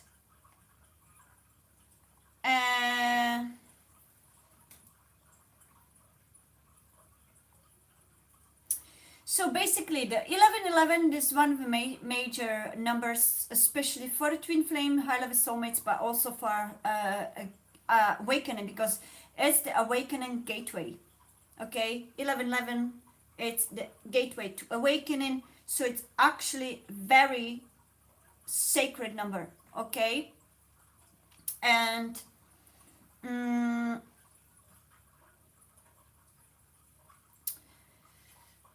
so all right, right, Sue back. So listen, Sue, I don't know if you heard it. I wanted to tell you regarding to what you wrote me, what you said in your chat. I'm offering, if you ever need to speak to somebody, to me, I'm open to speak to you at my email. You can email me anytime. We can speak about whatever you need, not to feel alone, okay? And not to feel a that sadness. I can speak to you, help you, or not help you, just listen. Whatever you need, you can email me. And if you're in the saddest place, I know, I've been there. I know how it feels. And sometimes we just need that one person who actually listens, who actually feels it. So you're more than welcome to email me and share with me whatever you need, and we can speak about it. Okay, Sue? That's what I'm offering at the moment. Thank you. And whoever feels down or sorry, we can call it soul to soul, uh, soul to soul supports. You know, because we are just a bunch in this 8 billion of civilians, just a bunch of souls like we are, that we are here together, and therefore we need to be there for one another, for each other. So I'm there for you, okay? I'm here for you. If you need, you can text me, you can write me email, okay? So that's that. And I'm sending you anyone, Sue as well, whoever else needs that. Let's do a beautiful, heartfelt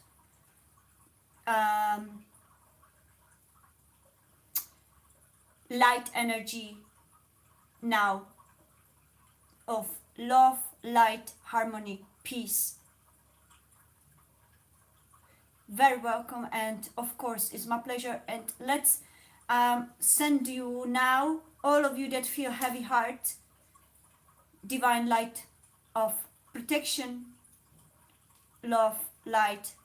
Oh, Sue, I only see a square. Anyways, let's do it.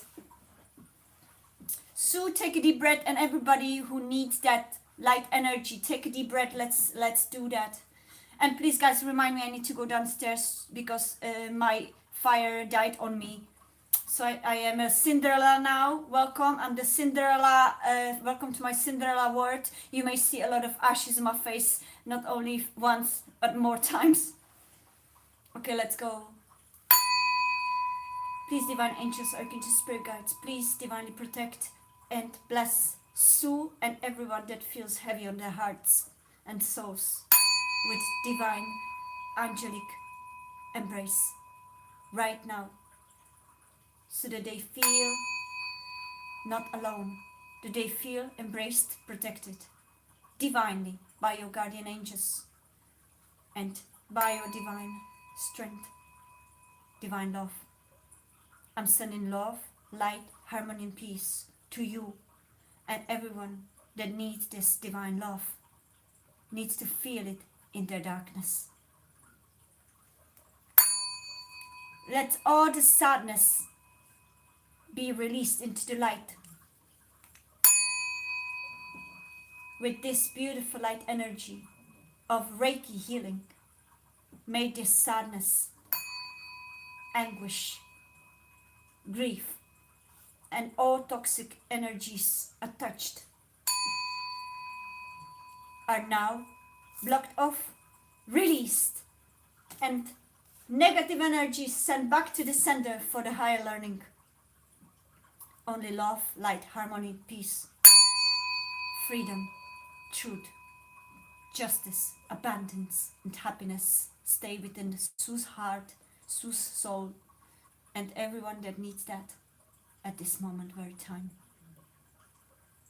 Only love and light remains.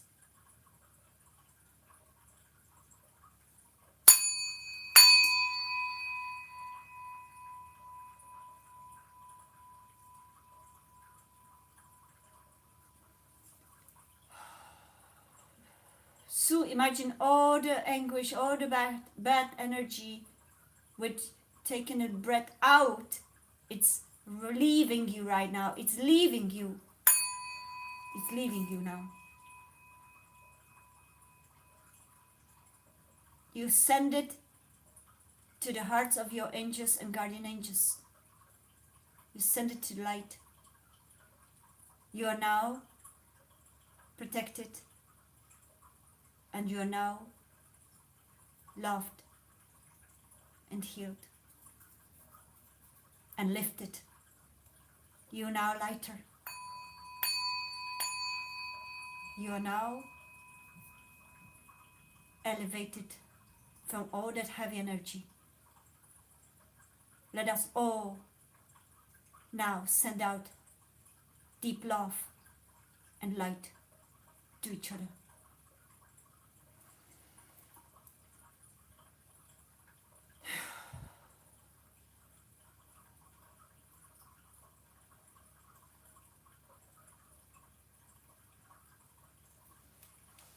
Thank you, divine angels, archangels, spirit guides, for this beautiful seance.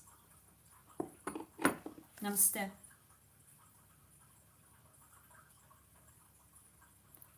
Lisa, if you feel heavy, it was for you. It was for everyone that feels that. I'm so sorry to hear that, dear Lisa, about your neighbor. Wow, you found her. Oh, I'm sending extra love to you, dear Lisa, as well. To all of you. Sue, Lisa, whoever needs. This is the Reiki love. Reiki light. Breathe it in into your hearts.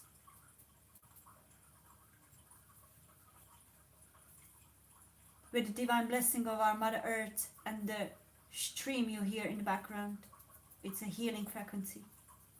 Let it flow within you.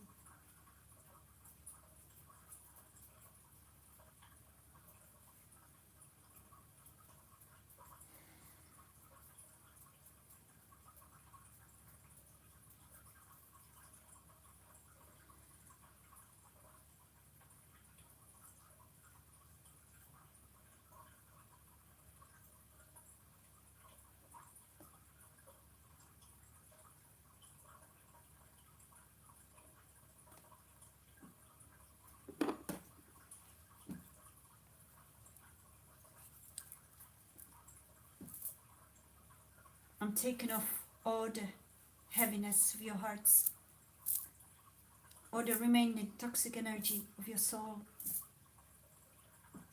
all attachments of negative energies.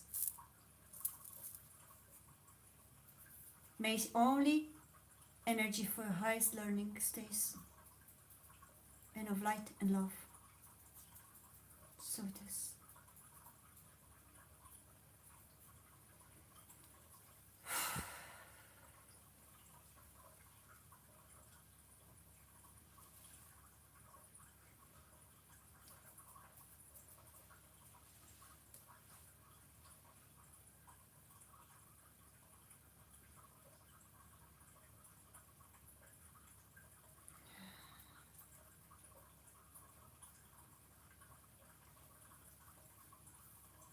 There you go.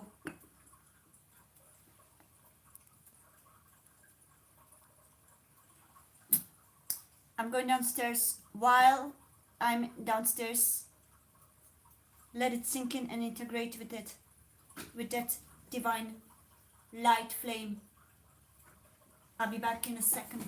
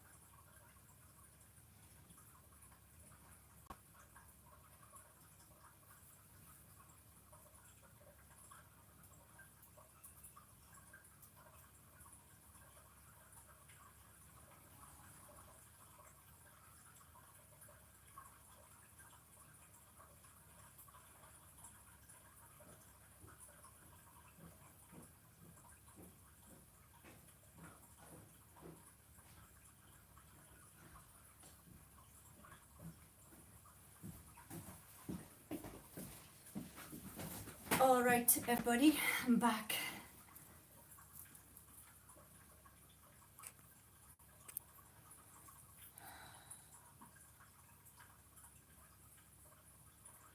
I love you all.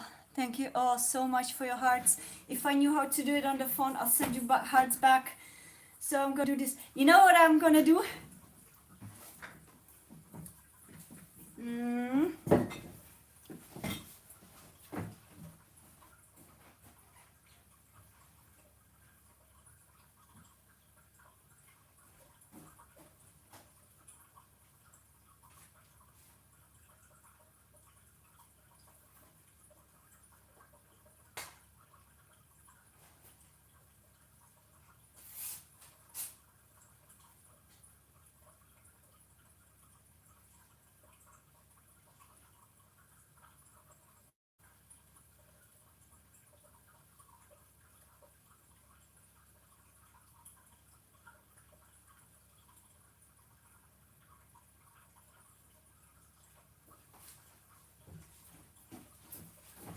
Gonna do it old-fashioned way, okay? Love you all. All right, so I hope you felt it. Namaste, everyone. You're very welcome, everyone. I felt it all the way with you. And I released all the heaviness that I could. I hope I don't have more ashes. Yeah, call me Cinderella today. Oh, really? You could feel it, Lisa. Oh. Could you feel it too?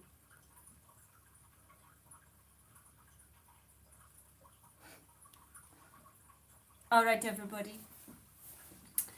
Let's and I'm sending you this beautiful light, healing flame.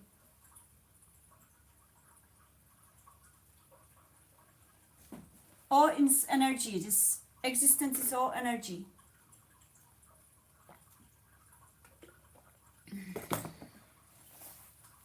And love and peace to all as well. So, who does see 11/11s these times? Which one of you has been seeing 11/11, 12/12, 10/10? 11/11 is the awakening gateway. Each time you see 11/11, you know you're on the right path to awakening gateway. You are shifting. You are shifting to a new timeline. Okay? You are entering a gateway to new, higher timeline. Yeah. Try to notice, Jenny, everyone, try to notice the actual sequences and timings, because you feel it too. Oh, okay. Because these lives are going in cycles. You see 4444 again. Okay. So I think we have 444. We have a lot to talk about. So I think, even though I said yesterday or the day before, I don't know, that we're going to be talking about each individual sign, I felt guided today to actually do these first, because these are more more important in a linear sense. These are more important because everyone, even those that don't believe in zodiac, see the numbers, because this is the language of universe. You're very welcome. So the core meaning, the powerful portal, 11/11 is a powerful portal number. Okay, as we say, signifying awakening, synchronicity, and the moment your soul wakes up to the higher path, as I said, to a higher timeline. And in twin flames, high level soulmates, true love, divine destined souls, 11/11 often marks the recognition or a first energetic meeting. And you can be meeting that soul. As we say, twin flame may be expanded, coming and going, yeah, for even decades, maybe years, decades, even lifetimes, depending on the pace, okay? And the often marks when you start seeing 11, it means the recognition has been established. Again, if you've already meet each other before, or seen each other, communicated with each other before, that sequence must have started then you may have been in a separation, you may have seen, so let's say, a lot of nines, let's say, or 555s, because there was a change of a shift, some shift. And then eventually you may start seeing 11 again, which means that the approach to the new cycle with that particular same soul has begun again. And then eventually you reconnect again, okay? And that's the gateway to this, okay? You know that you are common. Energy breakdown. Number 1 is the new beginnings, right? Beginnings, or beginnings of a new cycle with that same person, or with that same person.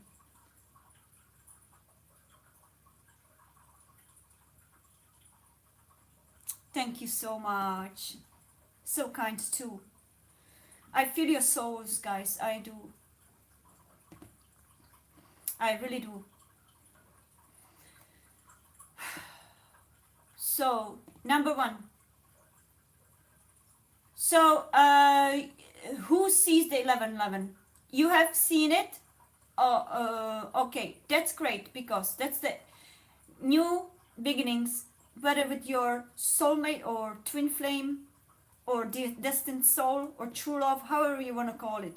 The one that activated all within you that you didn't even know you have or you are. The number 1, new beginnings, individuality, alignment. Two ones, like number 11, mirror each other. That means the divine masculine, divine feminine mirror each other. Okay, that's why 11. Soul mirror, the twin flames. That's why twin flames, there's 2 souls, yeah, which is usually one oversoul in 2 bodies, okay? One soul in 2 bodies. Together they form a gateway, okay? 11, the gateway, yeah? The card I showed you.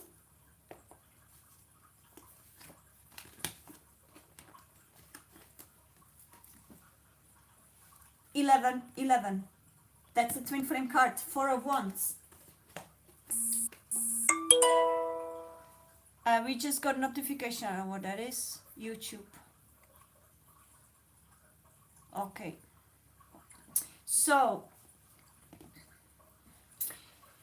that's the first energetic meeting, but it doesn't have to be the first ever meeting in this lifetime. But as I said, you can meet the same soul in a few cycles over the life, okay, over lifetime, all lifetimes. You always feel them first. If you're sensitive, you may feel them coming already before even some physical connection starts, whether it is communication or even physical meeting, whatever, yeah, or message or call. So that's how the universe is guiding you. You came to that point. It's time for you. You are arrived. Okay? Seeing 11 in twin flame aspects, for those of you that have your loved one or your divine love, that you consider your divine love, the one that awakens everything within you, often appears right before or during separation as souls awaken to their divine blueprint. It's the universe whispering, your counterpart exists, your path is real. It's not too good to be true. It's not BS. It's not any kind of fantasy. It's not any delulu whatever's. It's real. Yep. Practical guidance. Pause and align.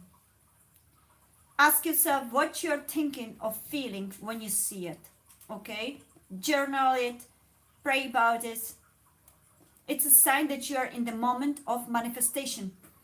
For instance, it happens to me a lot when I, for instance, text to certain someone that I consider true love.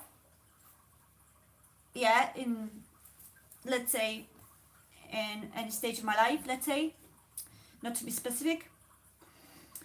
Suddenly, I realized after that that it was posted at 11:11, or I received a message and it was 11:11. Things like that may happen. Okay, that's always the universe's nod, or your angel's nod, or your higher self's nod, that yes, that was the right thing to say, that was the right thing to do, that was the right thing to experience at the moment. So 11:11 is very, very prominent number in especially twin flame aspect, as well in our divine journeys. So ask yourself what you think you're feeling when you see it. Journal per sun, it's your moment.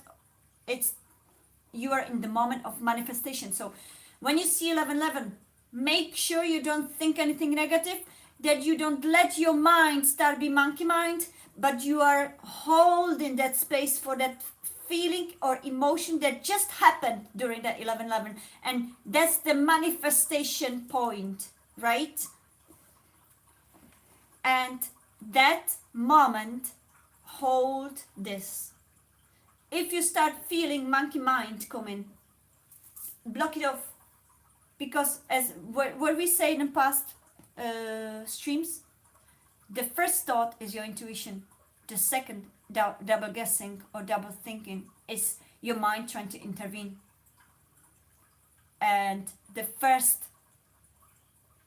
thought is the one that your soul speaks. Okay, and then the monkey mind is catching up. Wait, but what if this, what if that? Oh, worst case scenarios are starting.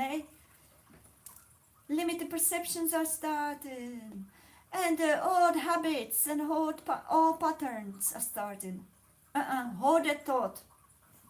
That's what 11:11 is about. Let's have an Akashic message, Akashic records keepers, divine message for those that are now at stage of 11:11. Just like myself, I see 11:11 all the time. I see 11:11, I see 12:12, 10:10, 3:33, all those numbers. And at this moment I saw 2:18:18. So, beloved one, when 11:11 appears before you, the veil thins and the mirror stands open. You are not imagining your path. You are remembering it. I repeat that. You are not imagining your path. You are remembering it. The divine contract. Even though you are someone who never believed in divine contracts or karmic contracts, even you're going to see these numbers. Because that's what we spoke about. Divine love breaks all the limited perceptions and patterns that had been pre-programmed from past matrix or generational limitations. Yeah, the divine love is meant to break all the barriers, like the Rumi says. I don't know exactly, the real foundation of love is to break all the barriers that block in her, something like that. I don't know, if somebody knows that quote, write it down if you wish. Yeah, Lisa, I keep saying that you should actually check it out more in your personal life. Okay, 1818, try to research that number for yourself, because you've been seeing that for yourself a lot. The veil thins, the mirror stands open. You are not imagining your path, you are remembering it. Your soul and your beloved's soul are synchronizing to the rhythm of divine time. Confirmation bird. Stand still at this gateway. Breathe and step through with trust.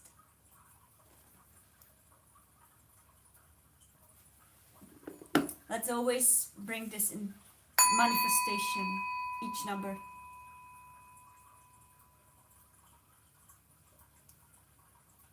So there was the 1111.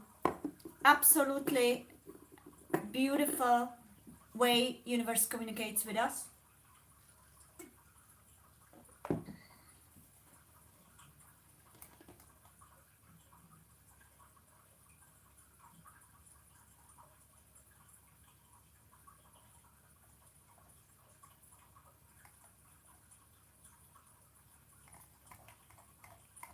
Okay, next.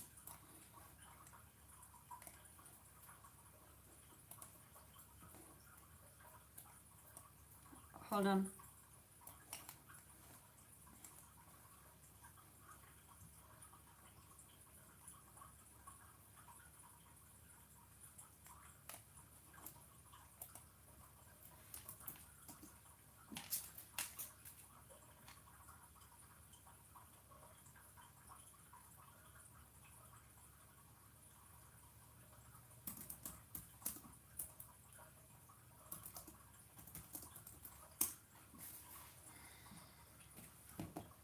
So we've got a next number.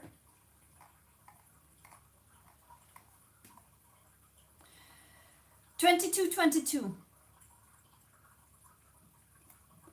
The divine harmony, a balanced twin flame union. For those of you that see 1111, oh my god, and I just see 22211. Wow. And hold on a second.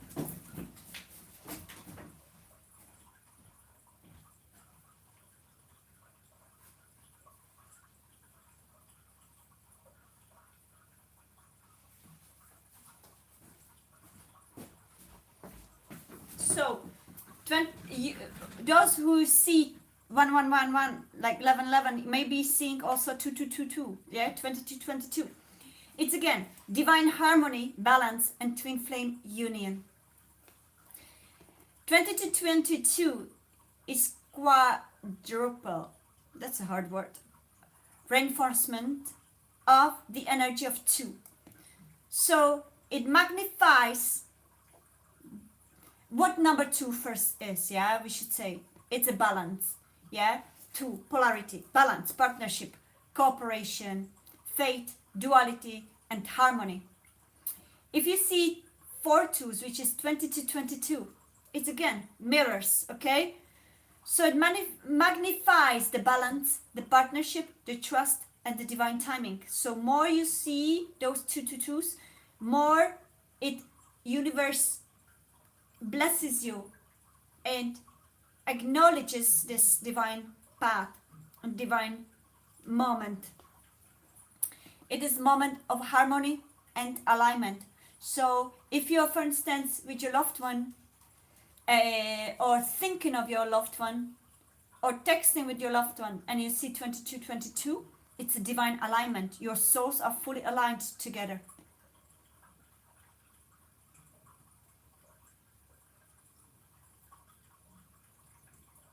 As well, yes, Lisa, that's it.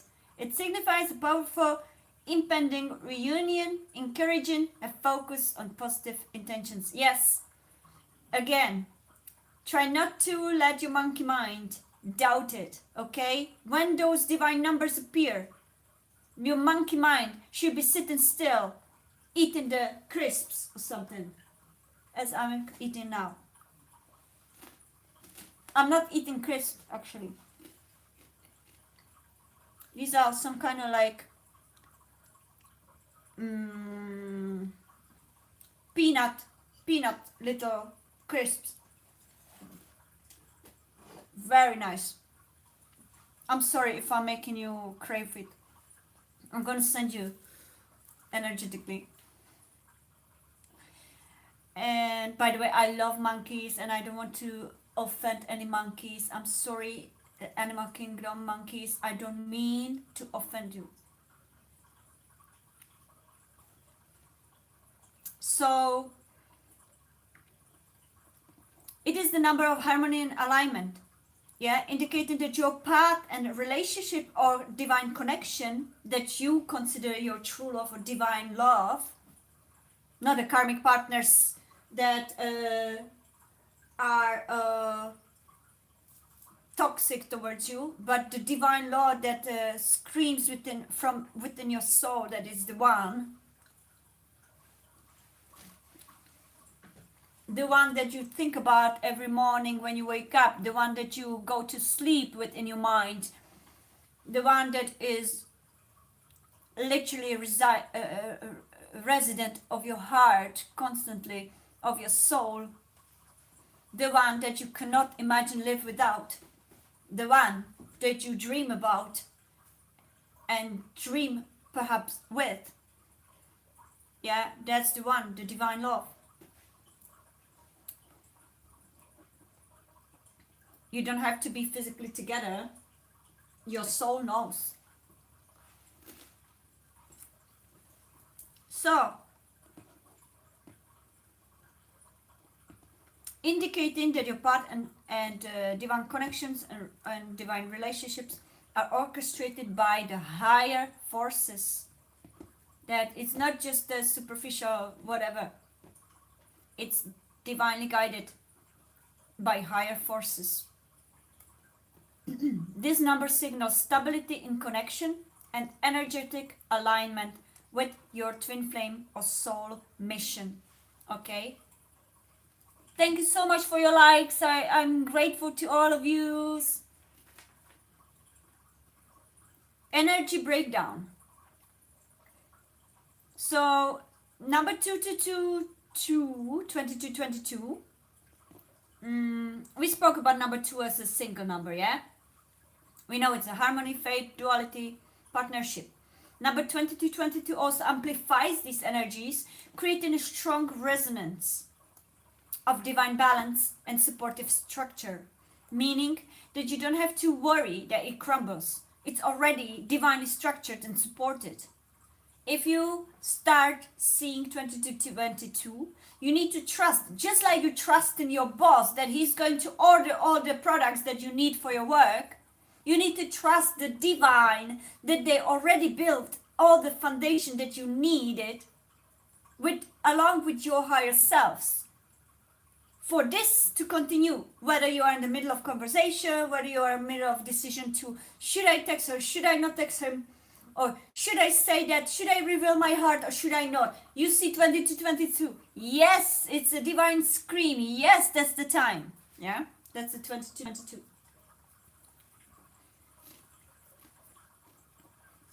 Or if you already communicate about something with somebody, yeah, with your divine love, and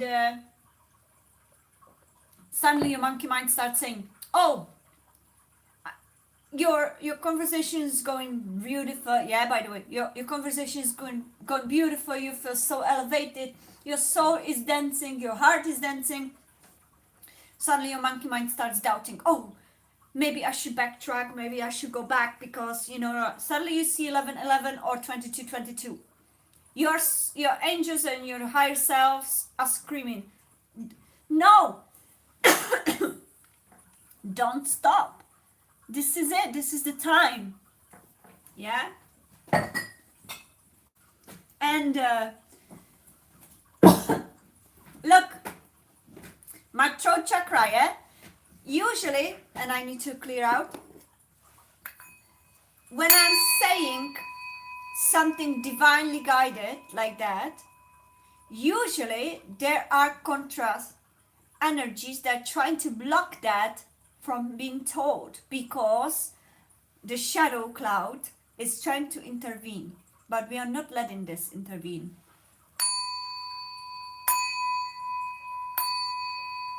Go all the blockages.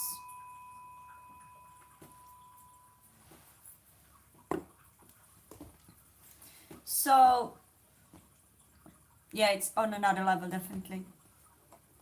Definitely, Lisa. So,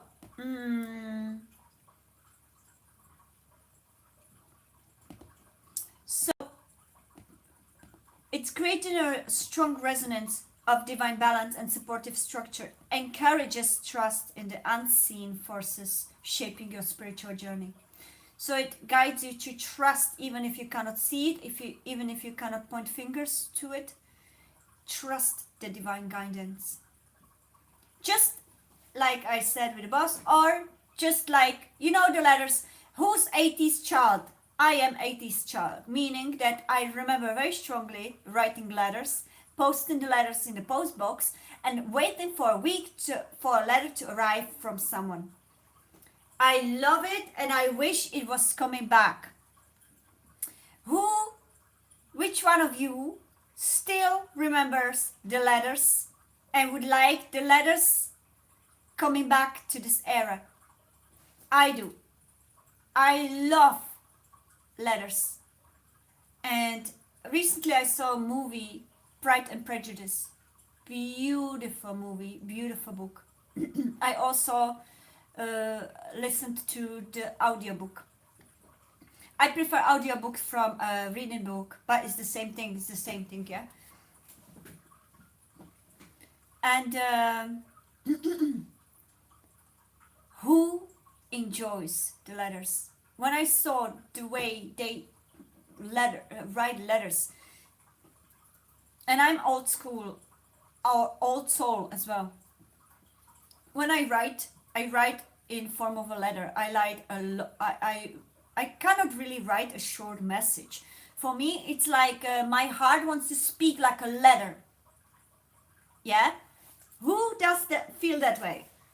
So when I write something meaningful, hello Martin, welcome. I just love the way the letters existed. And I wish the letters, especially between lovers, would come back to it. Because it gave such a beautiful, romantic energy to it. It was magical. And also, the anticipation for that letter for, let's say, a week created this deepening of that love towards the other. And you were waiting for the letter, and then the letter came, and it was like 2 pages. It was beautiful. Like, I love that. Yeah, the letters and the beautiful way the letter had been written, especially if someone really cares about you or you were caring about them. Do you remember those beautiful letters? And I see 23311. 23311. The letters should be coming back. It was the most beautiful expression of love and soul in the world, like in existence of time. So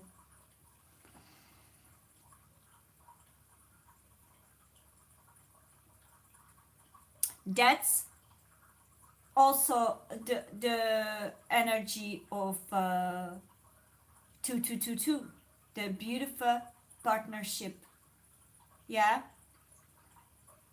yeah, you love letters too, no? I love letters. I wish to receive letter. The beautiful romantic classic way of writing letters between lovers. It's the most beautiful. You know, I remember I would always burn the edges. That's my signature, burn the edges, like, and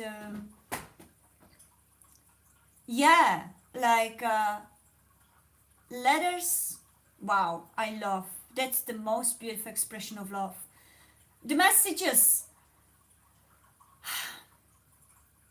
I tell you, it is eventually okay. But the truth is, it loses the magic if it's just like a 1 sentence or 2 sentences. Other than when somebody writes you a long letter, like with all these beautiful poetic ways, like Pride and Prejudice movie for me. I saw it and I was crying.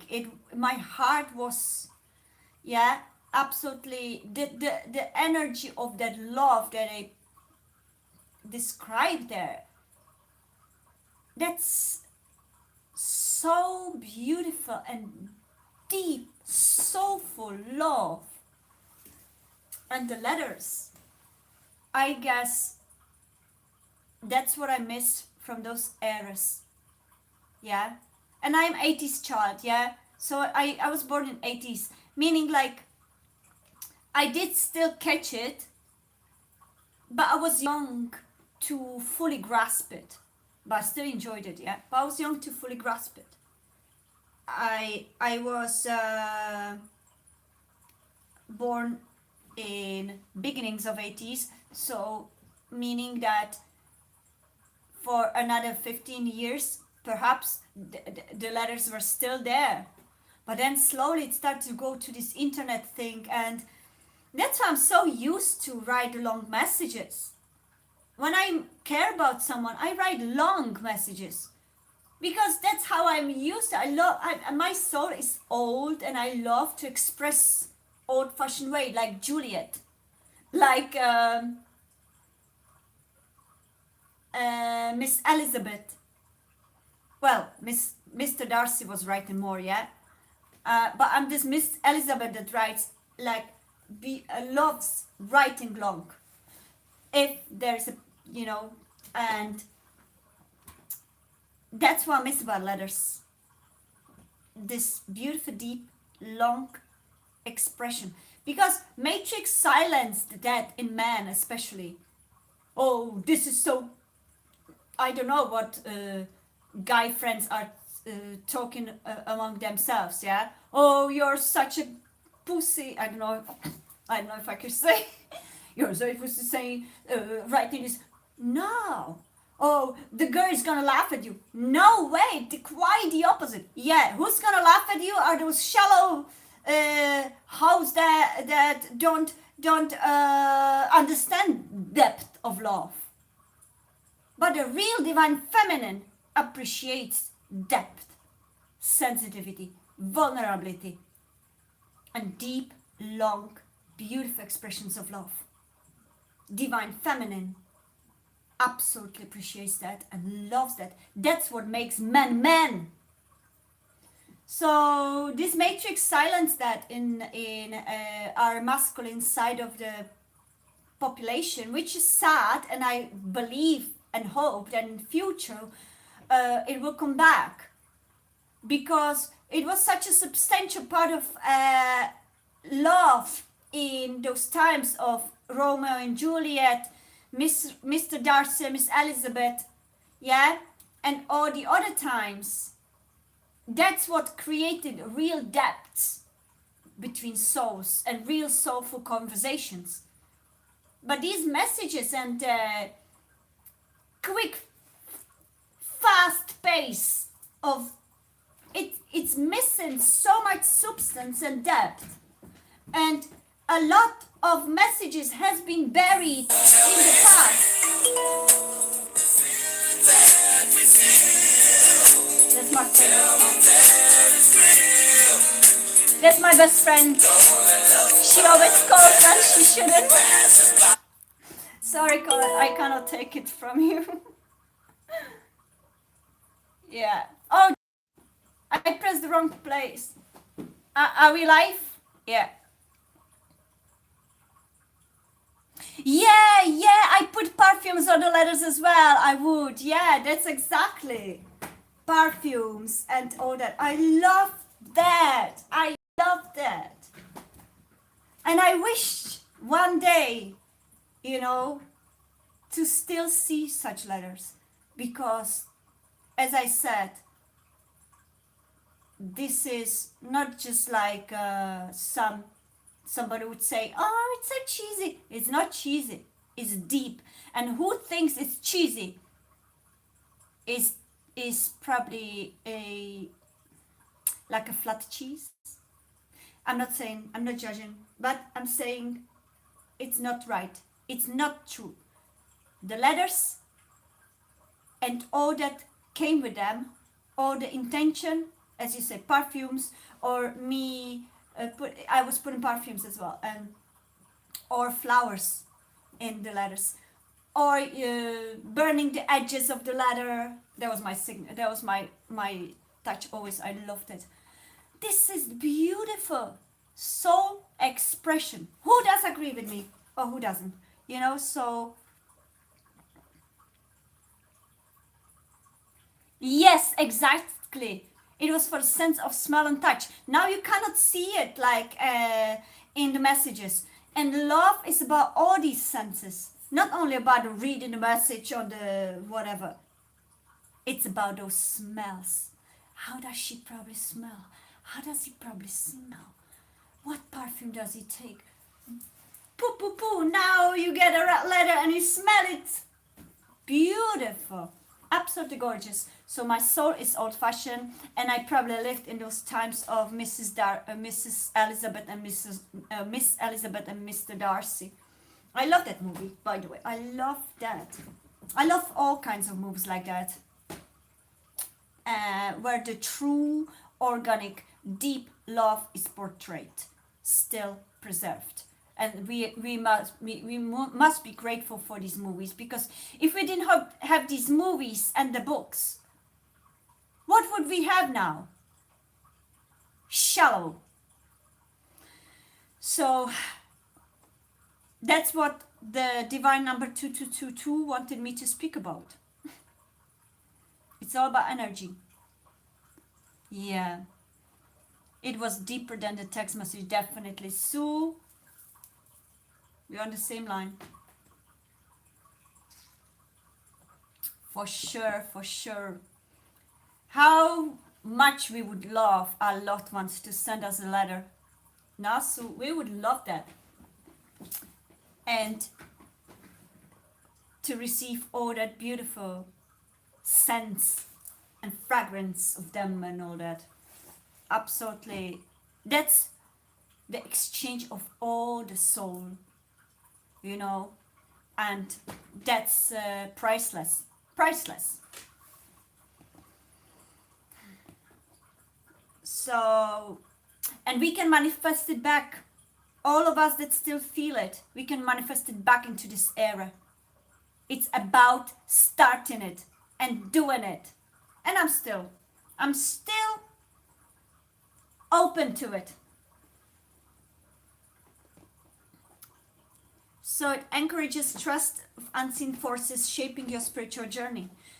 Okay, in twin flame aspect, destined souls aspects, divine souls aspects, 2222 is often a soul mirror number. As we say, they mirror each other, showing that your twin flame connection is energetically balanced or preparing to synchronize.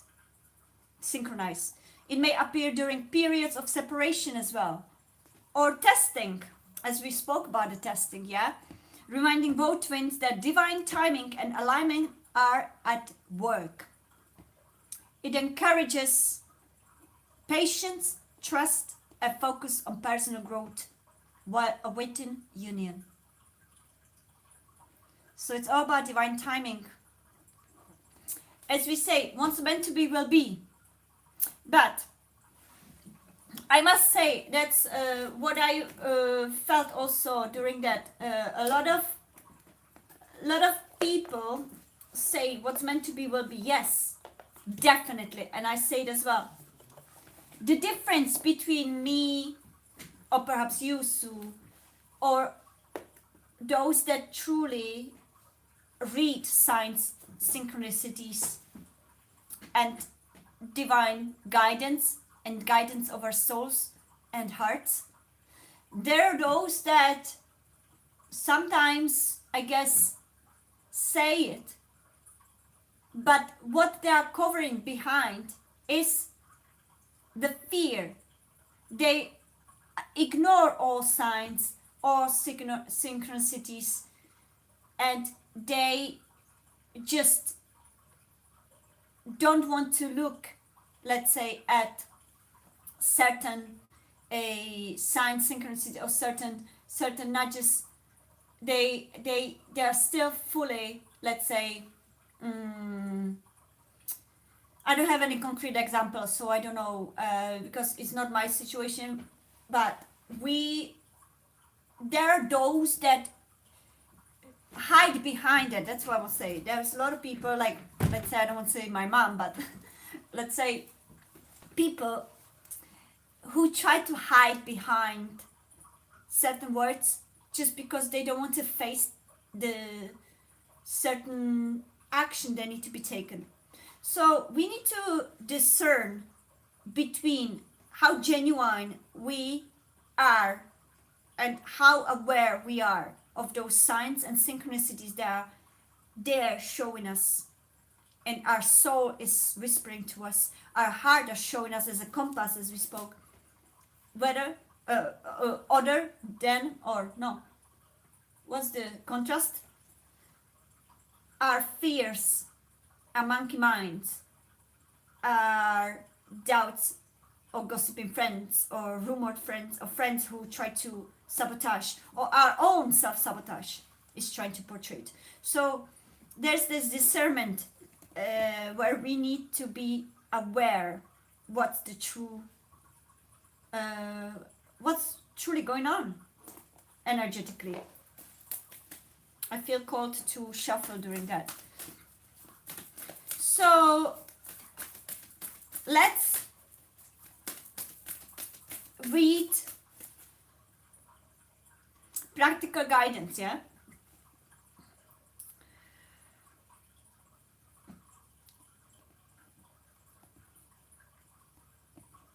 If you start seeing number 2222, usually to get into what I was just saying, that sometimes people are afraid to face this certain sign synchronicities in certain parts because their fear is still not allowing them. It's good to do practical guidance. Reflect on the balance in relationship, personal life, or spiritual practice. Take time to align with your soul's mission and inner truth, somewhere in silence or stillness. Meditate on harmony and trust that the divine orchestration of your path is unfolding. That way, your monkey mind, and I see 24747, your monkey mind or your fears and your thoughts, and you always try to ask yourself, is it my soul speaking or is it my fear speaking? And notice how you feel.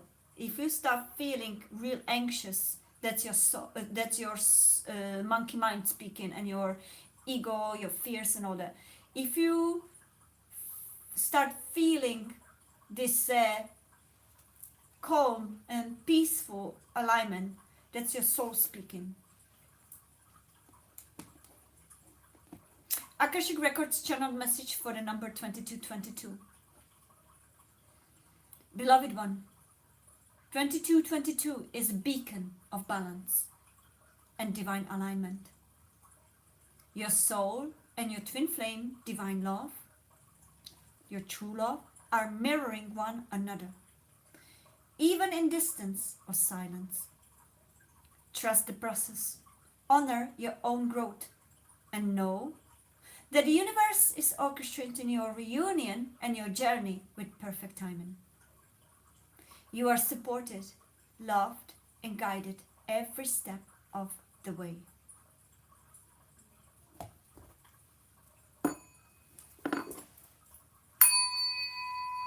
So that was 2222. So it's about patience, harmony, twin flame alignment, or however you want to call it, your destined love, at a deep amplified level. Some of you may be seeing 2211. I see a lot all the time. 2211. What does 2211 mean for us? Twin flame alignment and manifestation. We have 22 and 11. We spoke about both. So, the core meaning of combination of 22 and 11.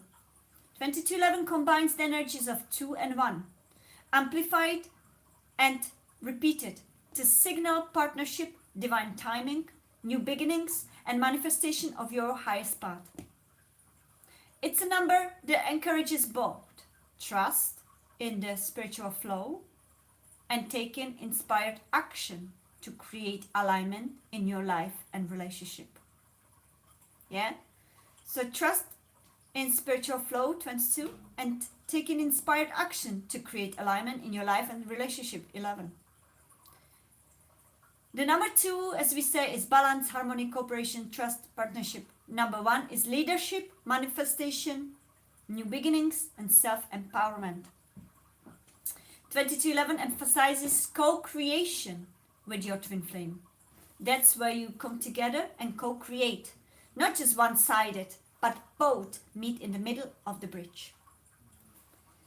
The universe, the co-creation with your twin flame, with the universe and your higher selves. Blending spiritual support with personal action. So that's when the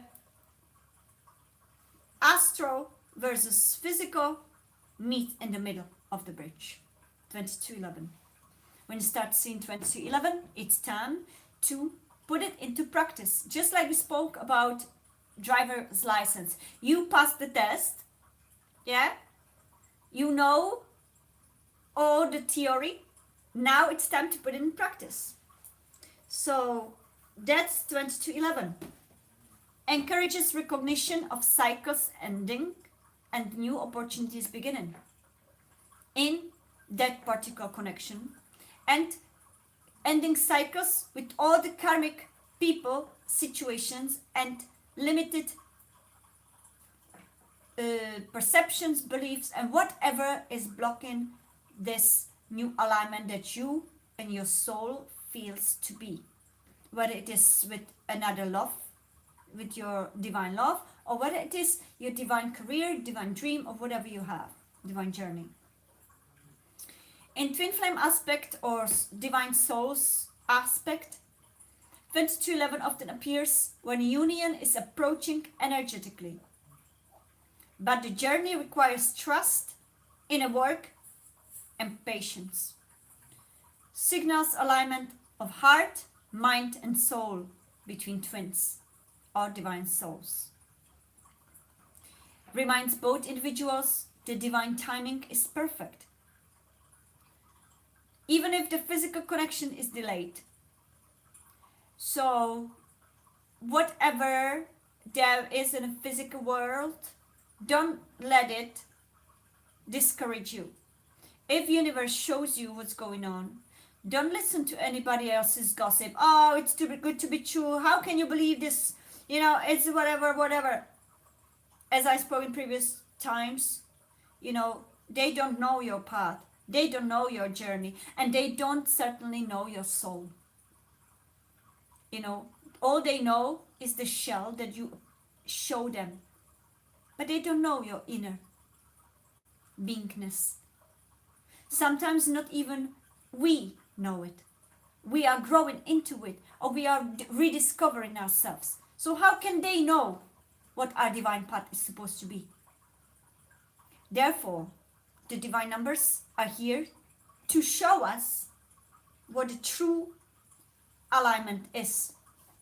You know, sometimes if you feel lost, if you don't know what to do, check the numbers. What is repeating? What you keep seeing? You might see on your bill. You might see on the license plate somebody else's car. It doesn't mean that car, that person in the car is, but that's the sign. You might see it on the clock. That's the most likely. Yeah, you might see anywhere, but if they are repeated, that's the universe talking to. Universe may be talking to you through songs. Happens to me all the time. I either wake up with a song, or I hear the song that I'm thinking of my loved one, and suddenly I hear the song exactly connected to that loved one. Yeah, so you may see signs like that. Music as well is another language of universe that shows us the divine signs. If we are on the right path, whatever it is, or if we are on the right path with whoever we consider as a true love, divine love, twin flame, soulmate.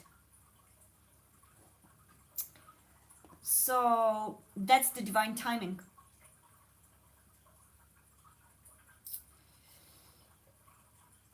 and it's gradual. Yeah, it took me years to learn to read this universal language.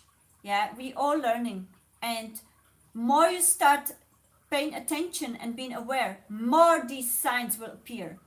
Eventually you are going to be walking oracle. That was the word I was trying to remember the other day when I was trying to find that, uh, before I found the shop with the dragonfly. I'm usually like a walking oracle. I'm watching and observing everything. So that's how you start feeling. Your soul is not going to let you be going back to sleep anymore, or going back to ignorance. Your soul is already awakened, and as soon as it's awakened, it's already awakened, and it's going to be awakened more and more and more. It's not going to allow the monkey mind to take over the steering wheel anymore. You know, it's going to be much louder. The silent voice, or the quiet voice within us, will be much louder than the noise around us. And I can definitely confirm that. Eventually you realize that that survival mode is not as prominent anymore, because you start feeling that you're not alone. You start meeting aligned souls, aligned places, aligned things that align with your soul mission, with your soul divine love, let's say, with your soul purpose, whatever it is. Koletska, I cannot speak to you. Sorry, guys. Oh my gosh.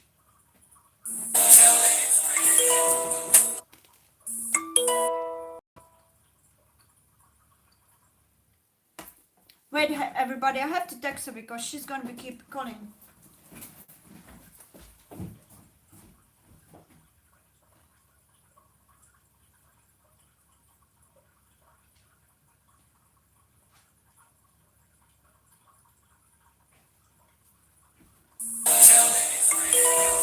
Oh, Jesus.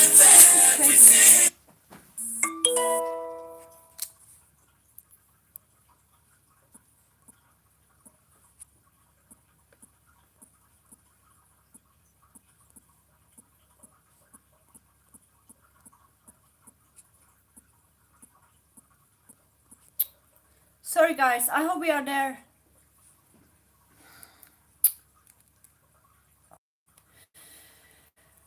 Guys, are we still on? Can anybody say yes if we are still on?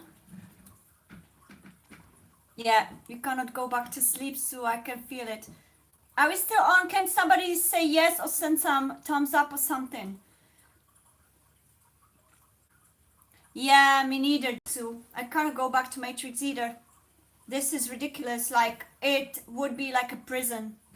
You're right. This is it. Once you awaken, once you've taken that red pill, whether it is in love or life or all, that's it. You cannot go back to sleep. I was also in that video. You start seeking, and that was in the video, you start seeking aligned souls, and you can no longer be sustained with shallow. Same with love. Like, you will start seeking red pill people, partners, not blue pill partners, because this no longer gonna be sustainable for you. Like, you're gonna feel like cringing. You're gonna be like, no way. You'd rather be alone. Like, I would rather be alone, and I'm always, most of the time, I'm alone because of the fact that, that's it. You know what I mean? So yes, Sue, definitely. Once we fell in love with the red pill person, that's it. There's no coming back to anybody else or anything else. Even if you were supposed to wait for them for entire lifetime or more lifetimes, you just rather wait and be alone than take something else, like some other blue pills. Once you get a red pill person and you feel that soul connection, That's it. That's it. That's the call. No, it's never important. Like my friend, she only wants to talk, and I know her already. She's like that. I love her. I love her to bits. But the fact is that you have to write it literally, like clearly, because sometimes it's difficult for her to come on that I'm busy, for instance. So don't worry, she's gonna be fine. But with her, it's always like for 2 hours. So she needs to say a lot of things, and she needs my advice and all that stuff. So I want to have also a place for her. I want to not to, I don't want to, give her just half of me, because for her it's important. She needs that for her own journey. So I always try to, yeah, don't go back, Sue, don't go back. Even if hundreds of monkey minds or blue pill friends would tell you, don't go back, because it's no point, you know it's just going to be heartbreaking and soul breaking. It's not going to be us anymore. It's not going to be the authenticity that our soul is guiding us towards. It's going to be just fakeness. Like, yeah, I feel you. So, did I read the Akashic Records channel message? Let me read it again. We're gonna have to continue with the rest of numbers. Maybe I'll do a couple more numbers, but we're gonna have to continue along. I'm losing my voice. I'm starting to sound like horse. Not a horse, the animal, but horse. I think it spells different. Hoar. I'm very slow in spelling. Um, so, beloved soul, 2211 signals a sacred alignment of hearts and purpose. Your twin flame connection and your life path are being orchestrated with divine precision.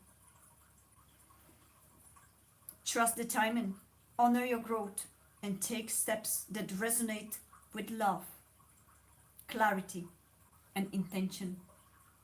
Every action you take in alignment with your soul supports the greater plan of union, awakening, and divine fulfillment. That's what I was talking about. If you take the path of your soul and your heart's compass, universe will start orchestrating the perfect, aligned things, people, situation to get you there. You don't have to worry. Oh my God, I love this person, but she's like oceans away. There's this blockage between us of this karmic or this karmic or this thing and this and my job and my this and all that. My brain doesn't know how to plan the steps further, because it's not your brain's job. It's the divine love. It's meant to be planned by divine. What you're meant to do is say yes to this and say, yes, I choose consciously this path. I choose part of my soul, and I choose this divine love that I love. I don't care what it takes, but I am determined, because that's where my soul is heading to. That's where my heart compass is heading to, and that's what I feel. Suddenly, woo! And the universe will bring you bus that will go straight to her address. Let's say, I'm just exaggerating, but you get my point. It will start bringing the opportunities that will actually bring you there. You just have to believe that. That's what universe is showing us, to trust the divine plan. Why? Because we are not meant to plan ahead 20 steps with our minds. As I spoke in the previous time, We are not standing on the top of the mountain. Our higher self is, and the higher self already knows the journey and the direction and all the opportunities that are waiting for you. You only have to take a back seat, take off the hands of that steering wheel, and just sit and say, I surrender. Show me the way. Suddenly, somebody rings the bell and say, hey, I have 2 tickets to such and such country, which is the exact country that your twin flame lives. Do you want to go with me?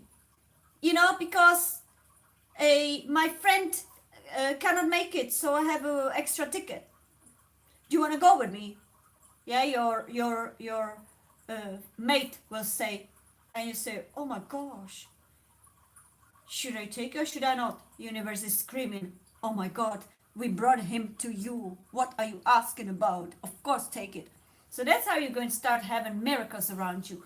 That's how you're going to start realizing that the universe really builds the path towards you, like yellow brick road.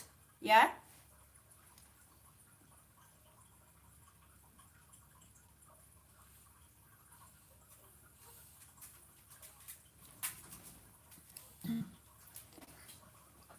You can't, you try, but there's no point, like you say. Uh, I've lost the. Okay, you are. It's such a problem trying to go back. Oh, you're trying to go back somewhere to something. You trying, but there's no point. Yeah, yeah, that's it. It's no point. Once that journey is, it's meant to finish. It's meant to be finished so that you go back. It will be only hotpot scenario. You are meant to go where your heart guides you and your soul guides you. Where does it guide you? Where does your soul guide you? That's where you belong. So, and everyone, me, you, others, okay? We belong where our soul guides you and when our heart compass us, guiding you. No, sometimes our mind or physical personality is trying to get us back where we know it. Something that we had a habit of, or something that we found familiar because we lived with them for a long time and we know them. We know the life and all that, but it wasn't a happy life. It's just a habit. But the soul already calling us somewhere, but we are afraid to take that leap because of the what if the worst case scenario appears. That's the monkey mind. So what these divine numbers are also guiding us, as well as our own soul and our own heart, is trust the process. Your soul is standing on top of a mountain. Your soul already knows where is your next chapter. This is not your chapter. The chapter already finished.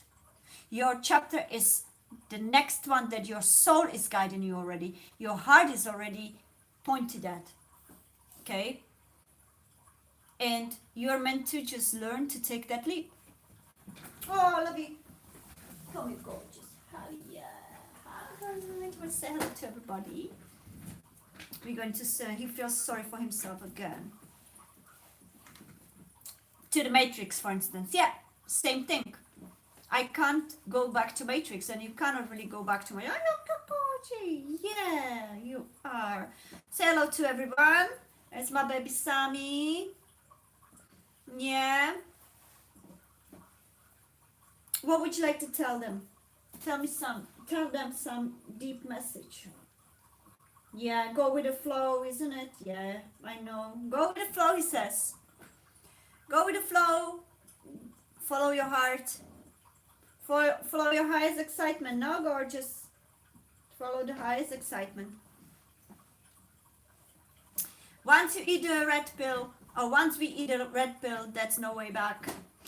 I need to watch The Matrix again. Have seen it ages ago, and I believe that each time we see it, more we understand. Even the Keanu Reeves, it's himself. Oh, I don't know if it was AI, but anyways, that video was saying it, and it resonated with me a lot. I don't have all cracked, yeah, as I said, But what I have cracked is enough for me to already maintain being outside of matrix, at least the most crucial parts of me. And that's when we start that, that's already good part. Okay, then it's gonna be only better. We may still face few tests, but it's only for highest learning, you know. And that is part of the journey. These people or the situations or places that no longer resonate with us were supposed to be there only until that point that we realize that we don't belong there. As soon as we realize we don't belong there, it's time to move on. However scary that is. 311 right there. Every action you take in alignment with your soul supports the greater plan of union, awakening, and divine fulfillment. That's it. That's what it is. That's the red pill.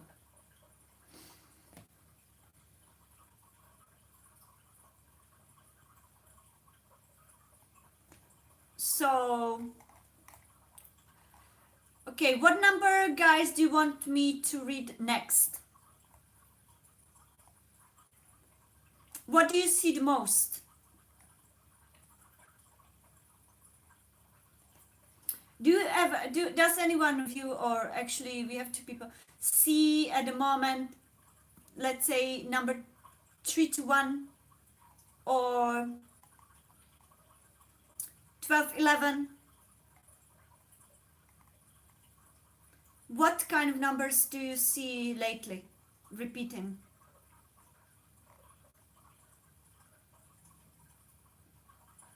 Do you want to go down?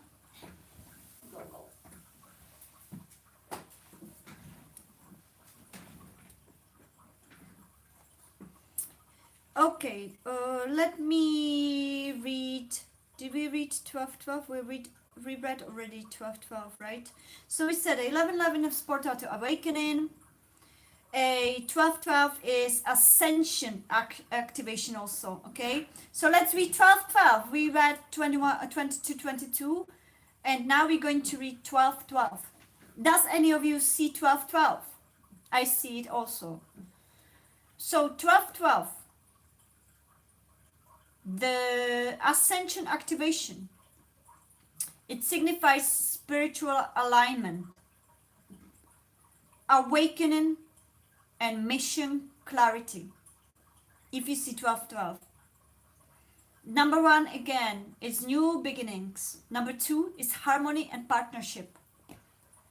Signals a spiritual gateway to step up in consciousness. So if you start seeing 1212, usually what I see is the sequence 1111, 1112, 1111, 1211, and 1212.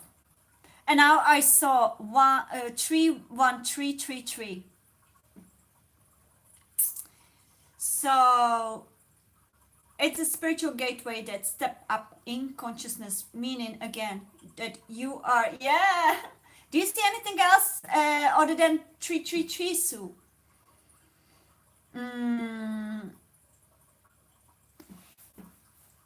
Okay, the twin flame aspect of the number 1212 appears during union, mission alignment, or spiritual breakthrough. Encourages reflection on your soul purpose together. You see 13 as well. Me too. 13, 13, 13, 313. Yeah, we're going to read that then. So, encourages reflection on your soul purpose together. Practical guidance. Yeah, if you start seeing 1212, meditate on your higher mission. It's usually about your mission or mission with your twin flame or your soulmate or higher love. Meditate on your higher mission. Align daily with your twin flame energy. If you start seeing twin flame, think about your divine love, yeah, or higher love. Basically, twin flame is the higher love. You went through all the karmic loves, yeah. We all went through the karmic loves, which are the lower love, yeah, the matrix loves, the 3D loves, the karmic loves that were supposed to show you all that you don't want in your life anymore. That you were supposed to show you all that is against all your values, morals, and soul's blueprint and soul's energy.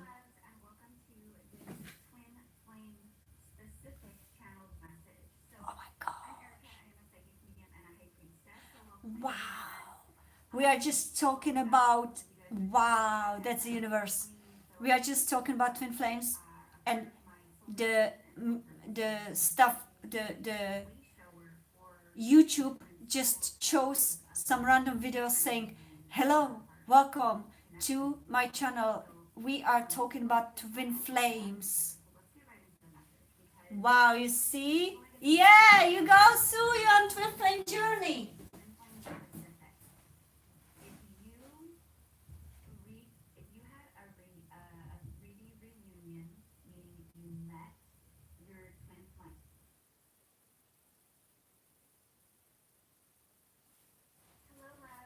Guys, listen to what just came up.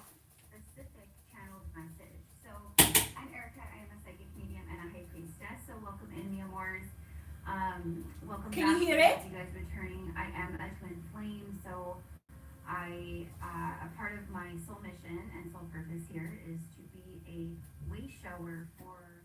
That's crazy. As well as other divine union counterpart connections and beloved. So welcome to the channel, welcome back, etc. So let's get right into the message because this is only going to be probably not even like 10 minutes long, but it's twin flame specific. If you had a 3D reunion, meaning you met your twin flame in the 3D. Guys, that's how universe communicates with us. Yeah, the signs and synchronicities.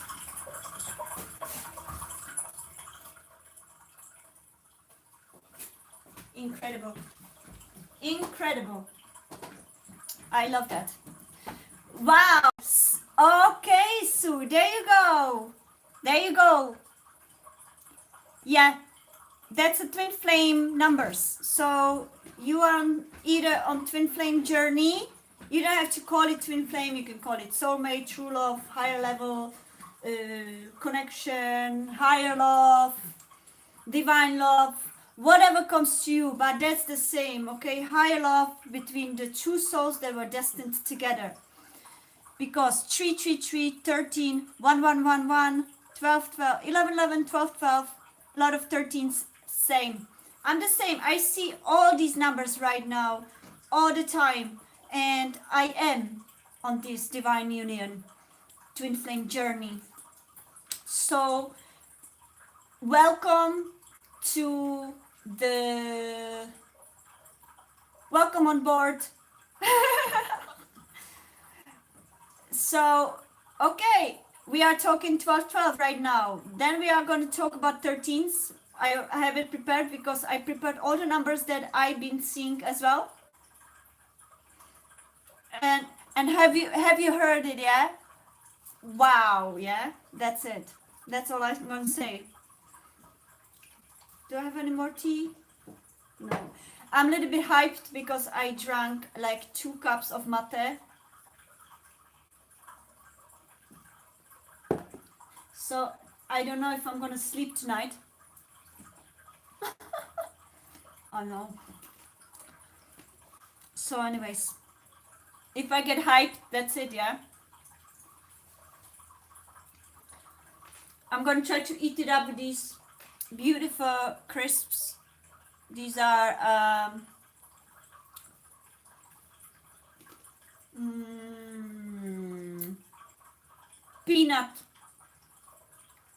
peanut coated little crispy things.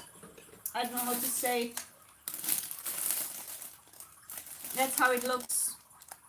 Very nice, very lovely. It's my childhood favorite snack. We need to nurture our inner child. Again, Matrix wanted to kill that inner child within every one of us, especially within a male part of our civilization, which is very heartbreaking and sad, because the inner child is what keeps us in alignment with our core being. I am on the same journey, definitely, Sue.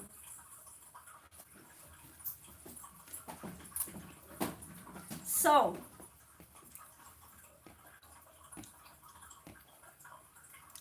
12-12, Ascension activation.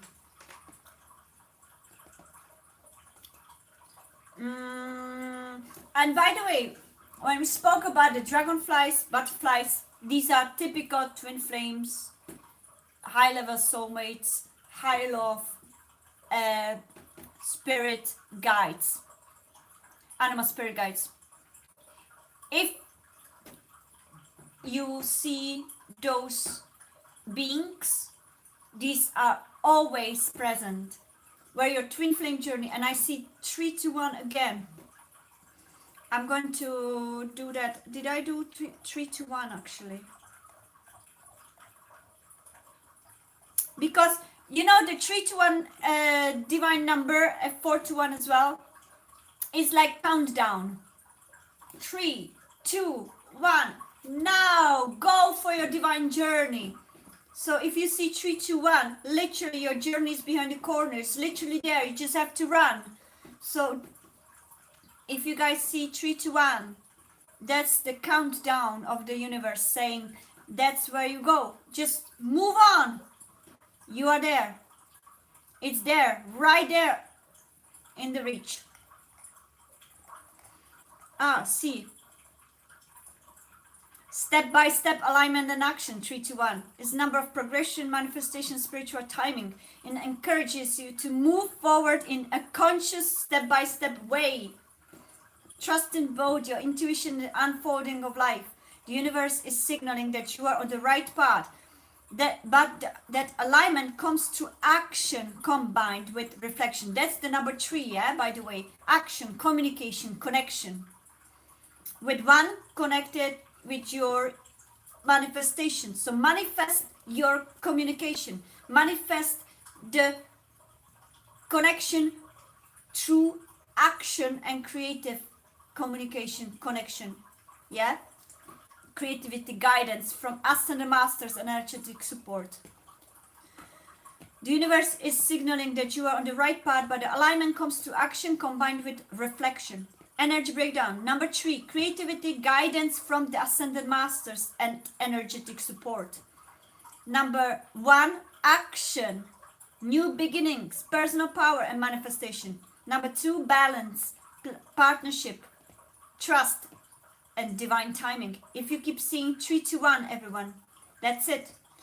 Together, 3-1 reminds you to align your spirit, nurture partnerships, and take inspired action in structured way to manifest it into reality.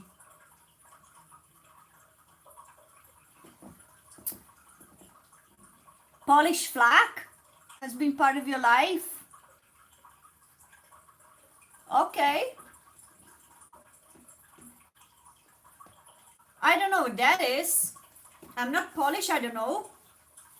But could be some, maybe you're meant to go to Poland. I don't know.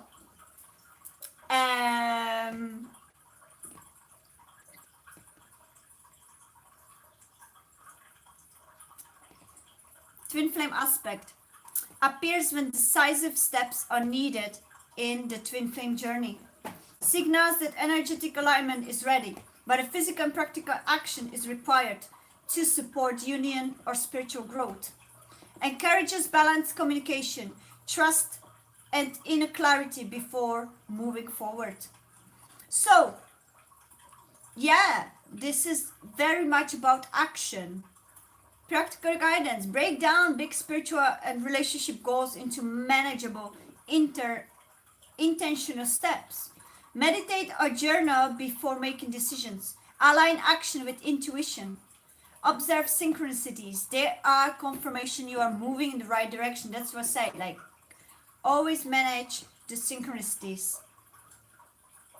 Let's read the 3 to 1 channeled message when we already started reading it. Beloved soul, 3 to 1 is the divine countdown. Oh, didn't I just say it? I didn't even read this. Of your conscious journey. Step forward with awareness. Trust in the guidance surrounding you. And act with clarity and love. Your twin flame connection and soul purpose unfold as you move through each step in harmony with the universe. Every choice, however small, resonates with your highest path.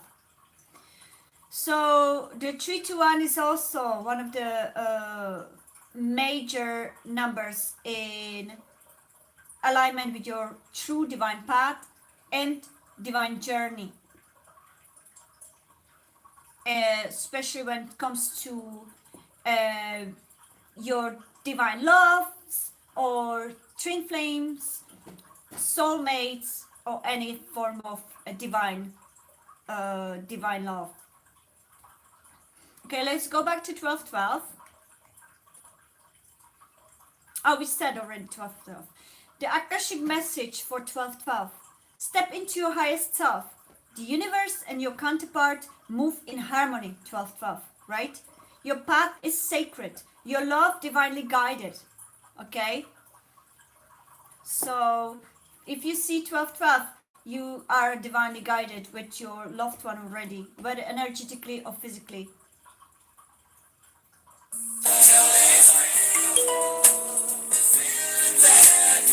Oh my God.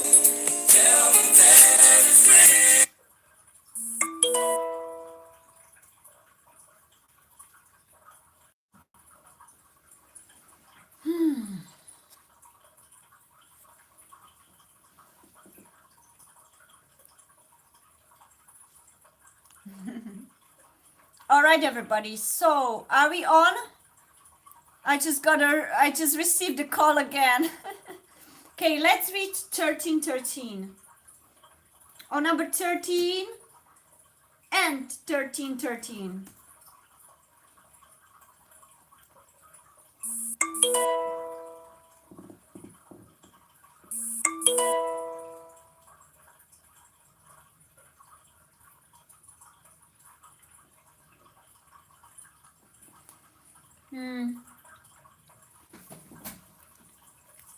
Okay, hold a second. My best friend, she wants to join me on the chat, but I don't think that she can do that because she's not logged in. Does it resonate with you, Sue? So maybe I meant to go to that flag. If that, because you deleted the message, maybe you made a mistake with that flag. By the way, I shouldn't be saying my location and my nationality because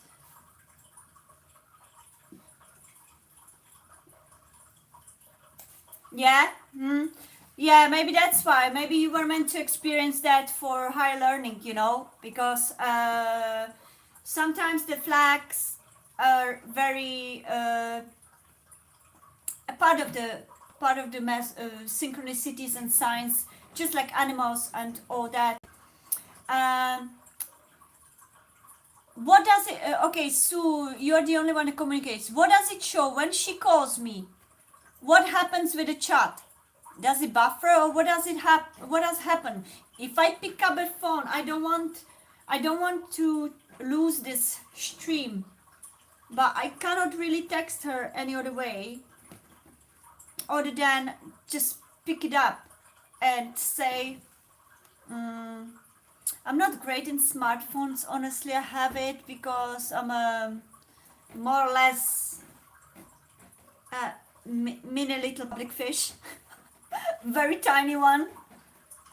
As a singer-songwriter, I have to have social media, which I don't really like. I would rather have nothing, but because I am trying to send messages out to my songs, I do have to have social media, and because I have this channel, I have to have a smartphone, which I don't really like.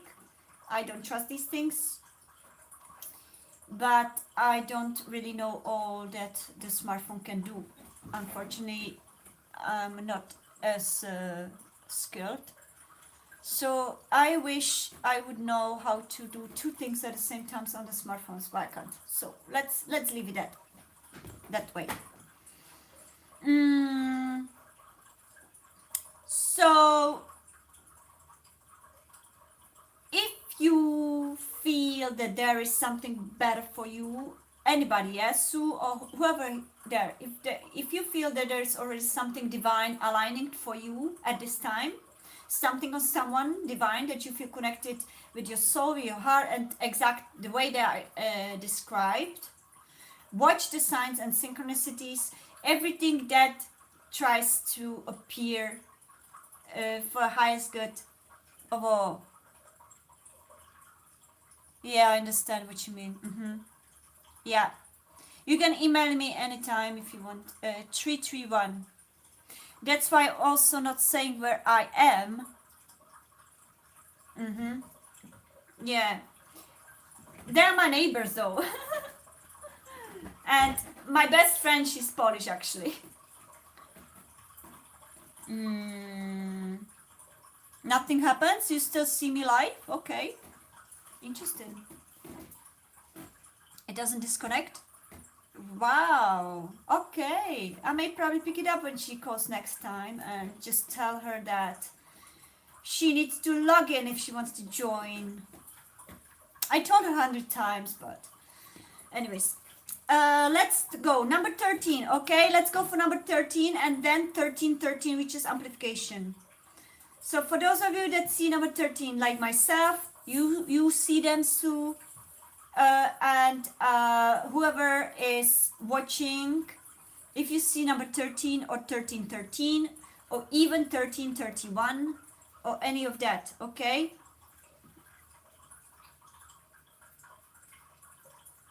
Oh, is it? Okay, so that means that if I would pick it up, it would go black. Just stay there, okay, guys? If that would happen, I will reconnect back.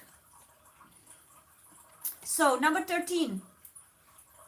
Wow. Oh my god, that makes sense. Have you guys seen my live or replays?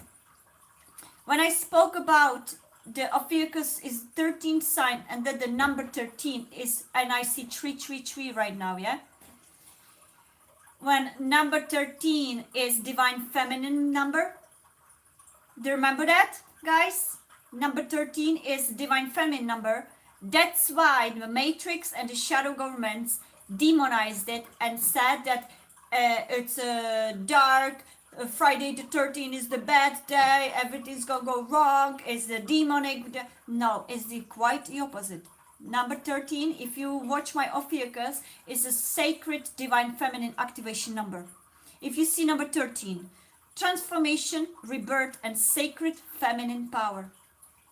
That means that your divine feminine is already at your radar, or divine masculine, whether you are divine masculine and you desire divine feminine, or whether you are divine feminine and desire divine masculine.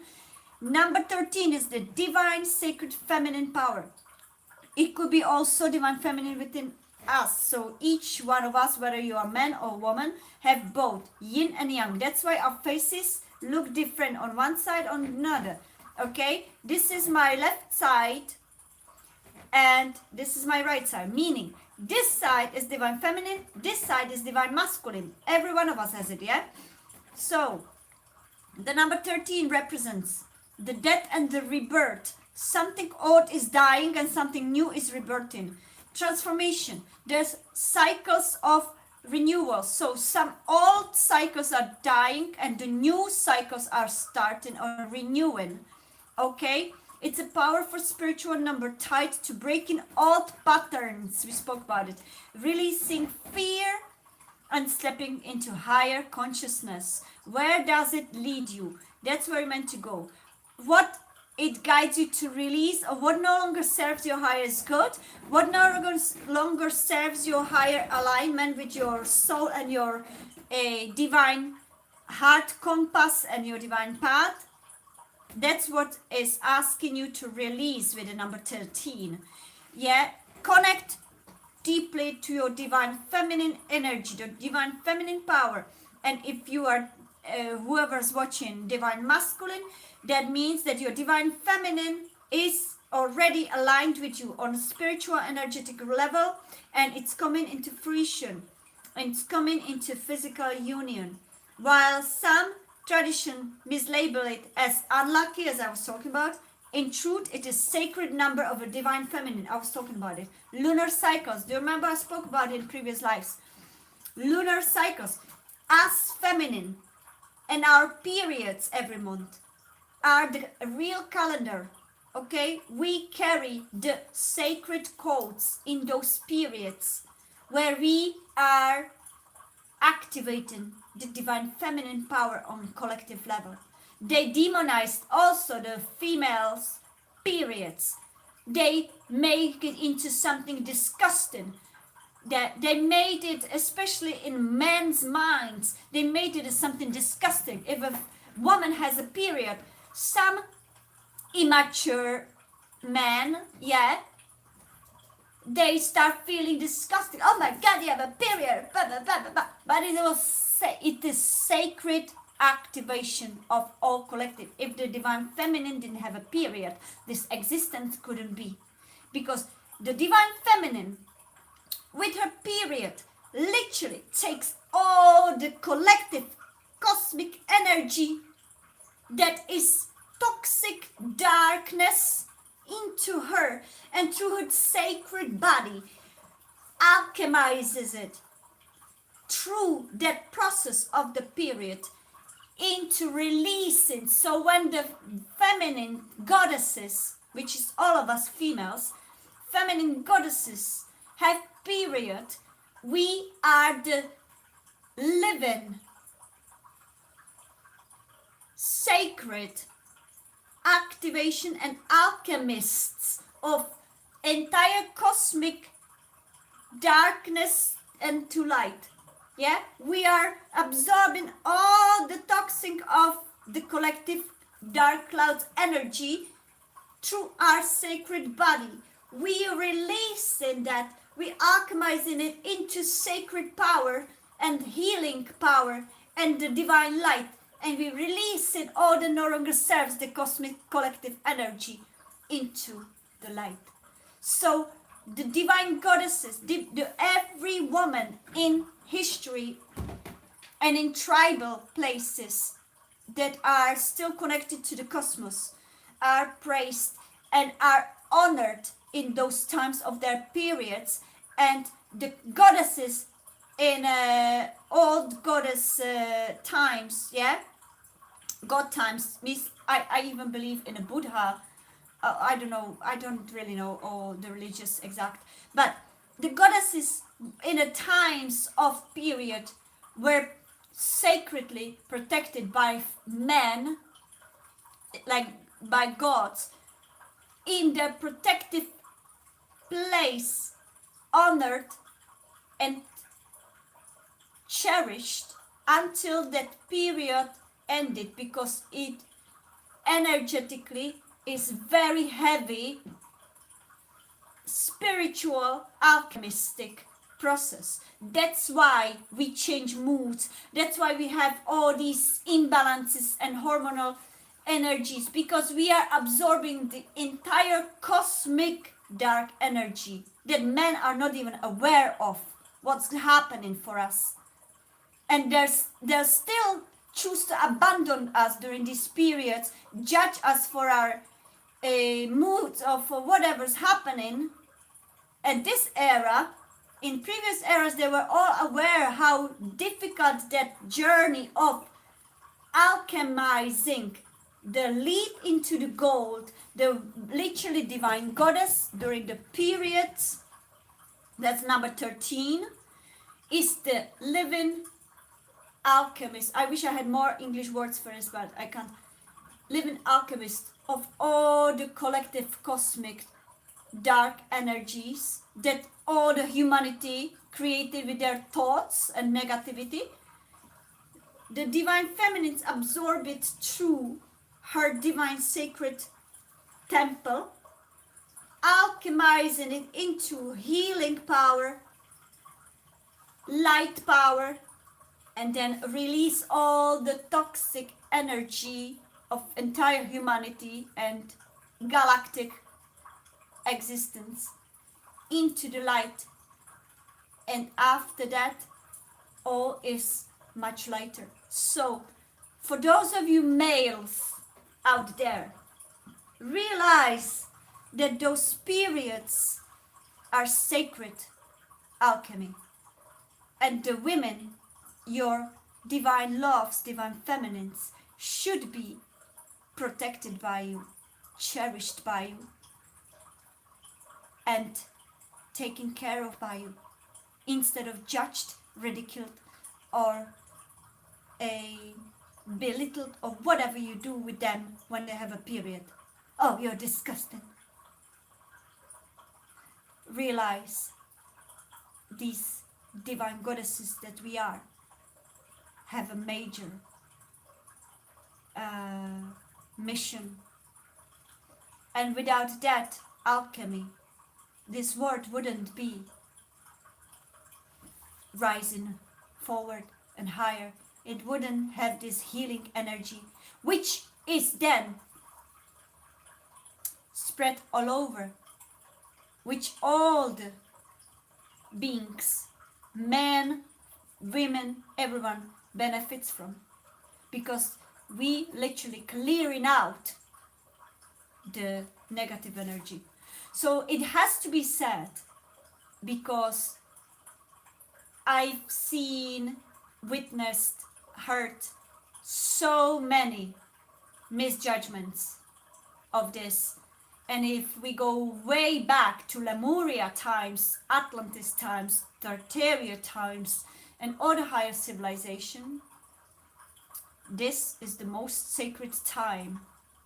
And that's what number 13 also represents, the divine feminine power. While some church mislabels as unlucky, in truth it is sacred number of divine feminine, lunar cycles and spiritual growth. So number 1 is new beginnings, leaderships, manifestations, and action. Number 3 is creativity, growth, communication, support from us and the masters. Yeah, number 3 always is, as I was saying in one of my shorts, I think the number 1, this action, new beginnings, individuality, leadership. Number 2 is the polarity, partnership, duality. Number 3 is those two together, and divine, Holy Trinity, divine watching over. Okay, so together 1 plus 3 is 4, which represents stability, structure, and strong foundations. My life path is 4. So yeah, so 13 is about rebirth through transformation that leads to new stability. So also that's perhaps why you've been, whoever you or other people. Thank you so much, Sue. I really appreciate it. Actually, I do. Oh, I saw 34411. Even though my native language is Czech, still I don't consider it. I don't feel this country is my home at all. I shouldn't be saying the location though. Anyways, it's fine. And even though I don't consider it as my native language and never considered this country my home, I feel alien here. Mentality doesn't speak to me at all. As I said, when I discovered Ireland, that's where I felt at home. So I, as a cosmic being, I don't consider myself being native to certain country. I'm not like patriot or anything. I don't feel this country to be my home. That's why I don't find this language my native. I embraced, and my soul embraced English as my native, because few of my past lives were in English speaking countries. My few of my past lives I intuitively felt were in Ireland. Some of them were as African American in times of the deep racism. That's why I have such a strong emotional feelings when I see racism, especially in America, and I cannot stand white supremacy and all that stuff. So because I think my soul remembers that some version of me lived there. So English has become my native language, even though I don't have all vocabulary, because unfortunately I'm not living in English speaking country at the moment and I forgot a lot of words. But I still think in English, dream in English, write songs in English. I do everything in English, literally. I speak to myself in English. So the English is my first language according to my soul, even though I maybe forget the words and my accent has been a little bit different. It's still, soul wise, is still my native I consider it as my first language, and I don't use the other language start with CZ. I don't want to say it anymore as my native language whatsoever at all. I never been, never have. The only one I'm speaking to that language is my mother, and certain people sometimes I meet here, like neighbors. I don't go out, so I don't really speak that language. So my that other language is worse than my English actually. So yeah, I cannot even write a song in Czech language, not even a poem. I write poetry in English and it comes naturally, but when I try to write a poetry in so-called my birth language, I'm lost. I cannot even do a few lines. So that's why I don't do any conventionalities, because whatever conventions and are out there in Matrix. Oh, you were born in this country, so you are another. It doesn't work with me. My soul chooses different thing. My soul is just literally choosing what my soul feels home, not where my body was incarnated in, what country or whatever languages. So I don't feel nothing to this country. Nothing. Not even one point of it feels like my part of me. Nothing. I literally feel that, I always say it as a joke, that when the stork was flying over this country, he must have got something with his head, with his leg, and immediately and just dropped me here by mistake when he was going to Ireland. That's how I feel. And yeah, actually I would love to have a hypnosis. I have had glimpses during my past 20 years, I would say. I had glimpses of my past lives, but my physical brain was always seeking understandings. And then when I had meditations, it would always come to me as an insight. But you know how mind works. I could have never put it together until that moment when I did ayahuasca and everything was put together. Then I knew. Because everything that I've got insights about already in past 20 years starts to make sense. So I would say, yeah, I had, not like somebody would have one whole story in one meditation. To me, it comes in glimpses, in parts, so, and then as a pieces of puzzle, and then I have to put it together. And perhaps for me and my journey, because I'm very connected to Mother Earth and nature. The plant-based sacred plants are meant to be my guides and meant to open those doors and put the puzzle pieces together. And that's what happened. So I did experience few images of my lifetime, past lives, or parallel versions of lives that we experience, but not in one full-blown meditation, let's say, okay, but more in my alter states during my ceremonies, or if I do meditations, I get glimpses and then I put them together. So it's more a clairsentient feeling rather than visions. I get clairvoyance visions, but it's not my strongest.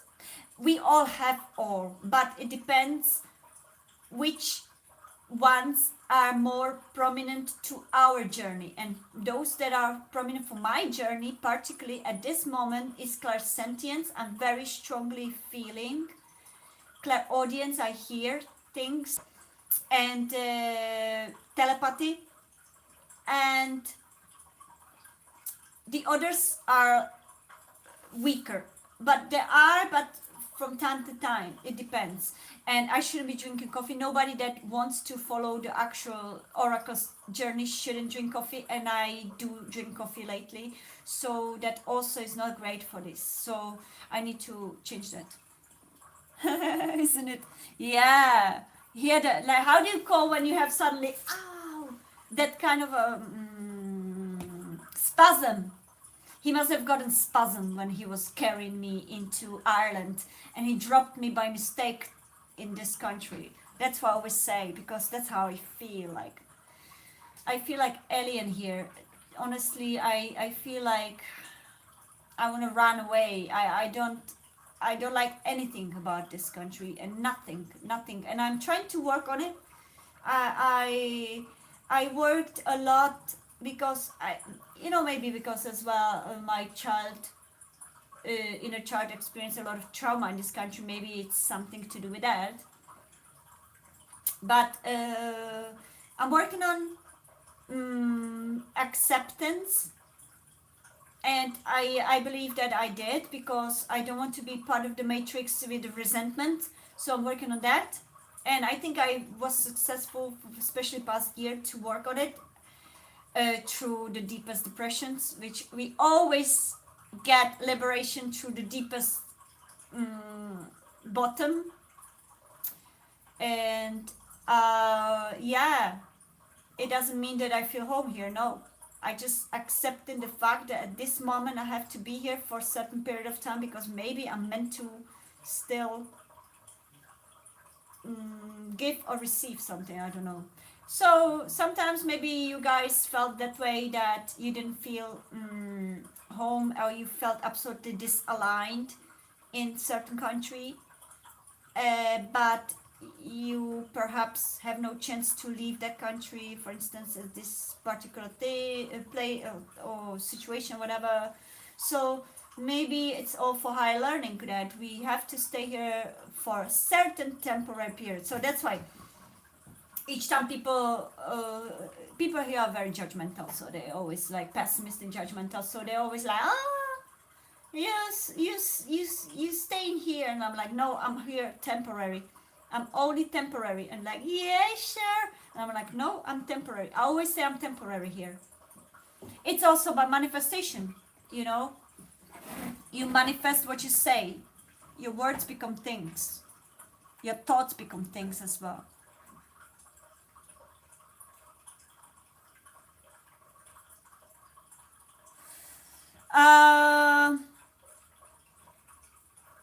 What do you mean? The twin flame stories to be completed in our home countries?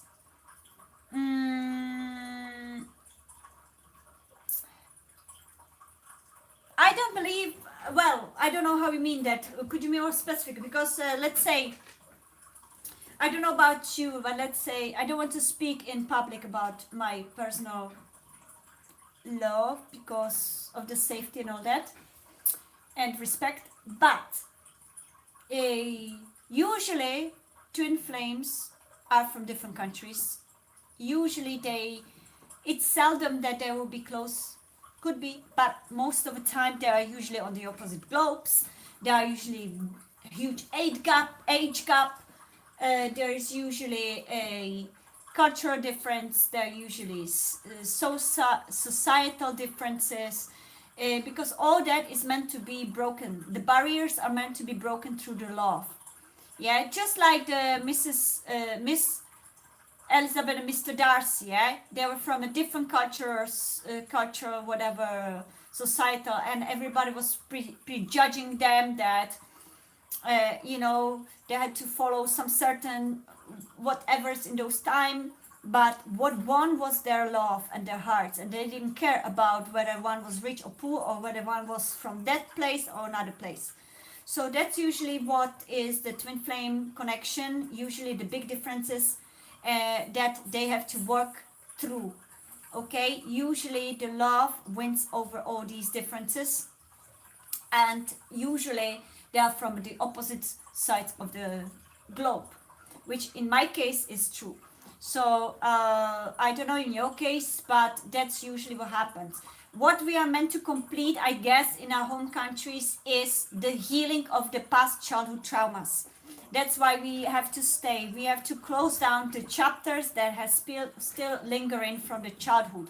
So whatever happens in our childhood or inner child experience in those home countries, before we unite with our twin flames, usually we have to close the cycles, the old cycles of those countries. If there is still unfinished cycle in the home countries, the divine keeps us here until we liberate from that, whether it is resentment from some certain thing or family issues, or whether it is resentment towards the country, or whether it is resentment or some unhealed trauma that happened in that country, until we liberate ourselves from it and go out of the matrix, as I said, which is fears, resentments, anger, stored childhood traumas that are shoveled under the carpet instead of released and healed and processed and integrated. We may be held by the universe in that country until we choose either the path of the soul, path of the divine love consciously, then we are liberated. Yeah, so it's not like we have to be imprisoned in these countries because we have to finish all the healing. We just need to realize that that decision is up to us. Release all the baggage that had been linked to that country or particular family or particular situation or partnerships from karmic past, and then we eventually are liberated to go and move wherever we want to be with our twin flame. That's what I intuitively feel, experience, and that's what I particularly believe that holds certain people and twin flames in different countries until they all liberate from the past karmic cycles that they are still not closed, and then they can move to either neutral country and live forever after, or something like that. Does make sense?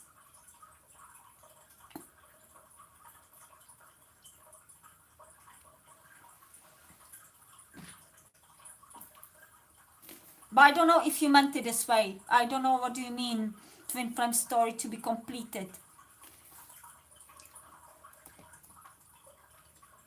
Because most of the twin flames that I know of are absolutely different countries. Usually. Most of the time. It would be way too easy if twin flames were in the same country. It would be not so challenging, and it wouldn't activate the deep healing within the twin flames or within the divine soulmates, because it would be so easy to visit them or whatever. So that's what I feel.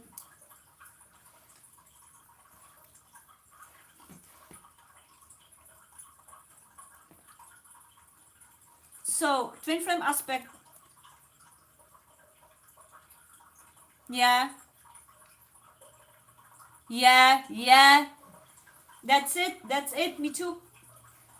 If somebody has a father issues, mother issues, or if they have a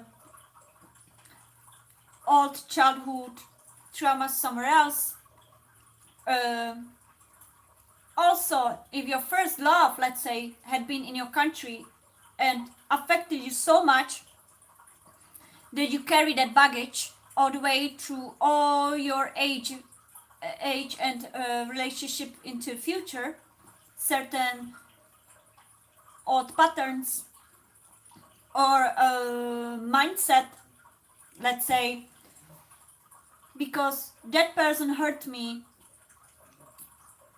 in that time in the country, I hold the invisible resentment not only towards all the same gender that the person was, whether it was woman or man, or women are this and that, and I'm not going to trust all women, or I'm not going to trust all women, and I'm not going to trust all men, whatever.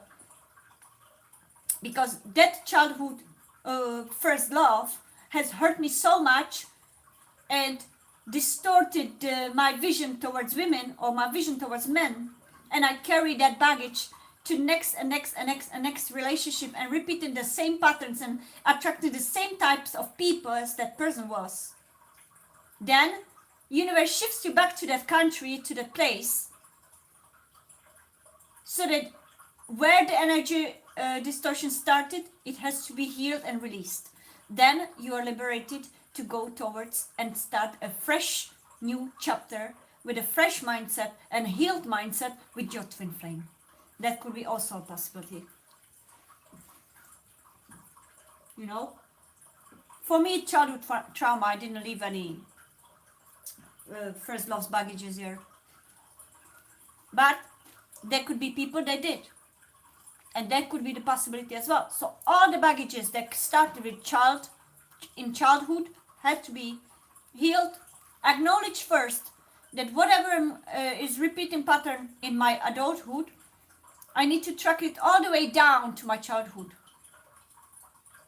It will start to be clear.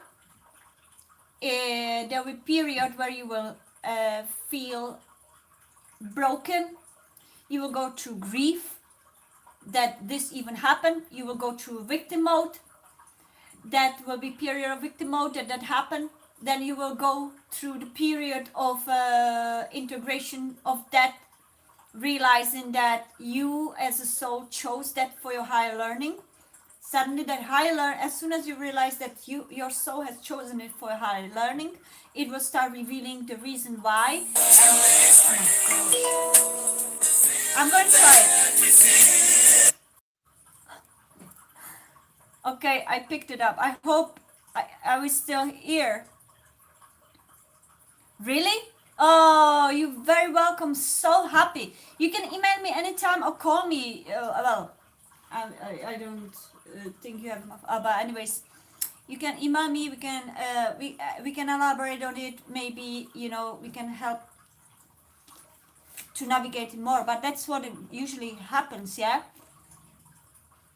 Because we shouldn't. There's a quote: "If you hurt, you bleed on other people," and if we track it down, that pain, even from the repeating patterns, let's say seeking the same type of partners, it comes from their first loves that distorted that perception. Then we attract according to our perception. We attract that because universe reads that way. Universe doesn't read that, oh, you don't want that. But if you think about, let's say, example, all the women are players and gold diggers. Yeah, because my first love was playing with me mind games, and she was gold digging me, for instance. Then you are carrying this, not you, but the person that has that, carries this mindset throughout their life. And suddenly A next gold digger comes that plays mind games. Next gold digger comes that plays mind games. And that person is like, I knew it that all the women are gold diggers, and doesn't realize that they're not all women are gold diggers, but you in your vibration are attracted. You're walking on it's like a skyscraper, and you are on certain floor of gold diggers because that's your mindset. So you're walking on that floor and all you see is the gold diggers because that's your mindset, a perception of these, that all the women are gold diggers. And you're meeting friends that have gold diggers. You are hearing it from other because all these live on that floor, on that frequency. Eventually, you must realize that you need to shift your perception and realize that not all women are gold digger, but I am attracting the same type of women because I think that emotionally I feel that is true, and universe reads it. Oh, you want more of that, you want more of these, okay, I will send you more of these, because what I read from my level as a universe is that in your thoughts all I read is gold diggers, so that's what you want. And then I feel your emotions attached to it, which is the intense emotion, even if it's negative. Suddenly your universe give you more gold diggers, and you're like thinking, oh, I knew it, that there's nobody else. And that perception is so strong that the gold diggers are everywhere you look. For instance, yeah. So you need to shift your inner cosmos again. Perception. Not all gold diggers, or not all women are gold diggers. And when you shift the perception, suddenly you shift into another level of your skyscraper. I don't know how to say it. The big building, and now suddenly you are in the 5th floor, and suddenly your perception is there are women that are actually genuine, and there are women or men that are not players or cheaters. I give my heart a chance, and I trust that I will attract what I wish, not what I fear. So I wish to have a woman or man that is not a cheater, that is not a mind gamer, that is not a player, that is not a deceiver, or that is not a gold digger. And that's what I wish, and I manifest this because that's what I wish. And the universe says, oh, that's what you wish. Okay, I'll give you more of that. And suddenly you meet the true love. And you're like, oh my God. And she's not a gold digger. And she's not that. And she's not. Wow. Suddenly your perception anchors in that. And then when the period of gold digger is gone, you are all the way up there. But you need to maintain that. Usually then you shake off all the friends that were dating gold diggers. Suddenly you will knew the new friends that will have all the stable relationships and all the wise men that are actually not the players, but they're actually real deep men with a soul and heart on the right place. And the women and friends and suddenly are genuine. That's where you realize they shifted your perception, your inner cosmos, and now you can finally breathe. So that's how universe works. It needs to start within us. And I used to be that as well. I used to have a lot, and I also had a lot of problem because I used to be, what I mean, I used to be that, I used to think that all men are cheaters. All men are players. All men are here to deceive me and leave me absolutely broken. So I closed myself from everyone because I was afraid to be deceived, cheated on, or I was afraid to be disrespected and humiliated. And before I shifted, I kept meeting the same types, you know? And I was, so in my own example, it was that. I was trusting, but my mindset, because it came from my generational lineage, was that all the men are cheaters. They don't stick around. They run away. They leave you. They're emotionally unavailable. They're avoidant, and they absolutely leave you broken, and they cheat on you left and right. So I had that mindset for many years, and that's what I received, because universe will read it in this way. And eventually I decided I need to change my own perception. So I stayed alone for a long time. Most of my life I was more alone than with somebody else. So I shouldn't be talking much about my private life in public, but it's not my thing. But I take it as an example for higher learning for all of us. So I hope it's protected with divine universe and with divine power, not to be exploited any way, shape or form. Thank you, divine angels, divine archangels. Please protect this sacred information and only keep it for the higher learning for all of us involved. Whatever I said, may it be protected from any toxic people, entities and energies. May it never be deceived or taken for granted. Thank you, thank you, thank you. Hallelujah.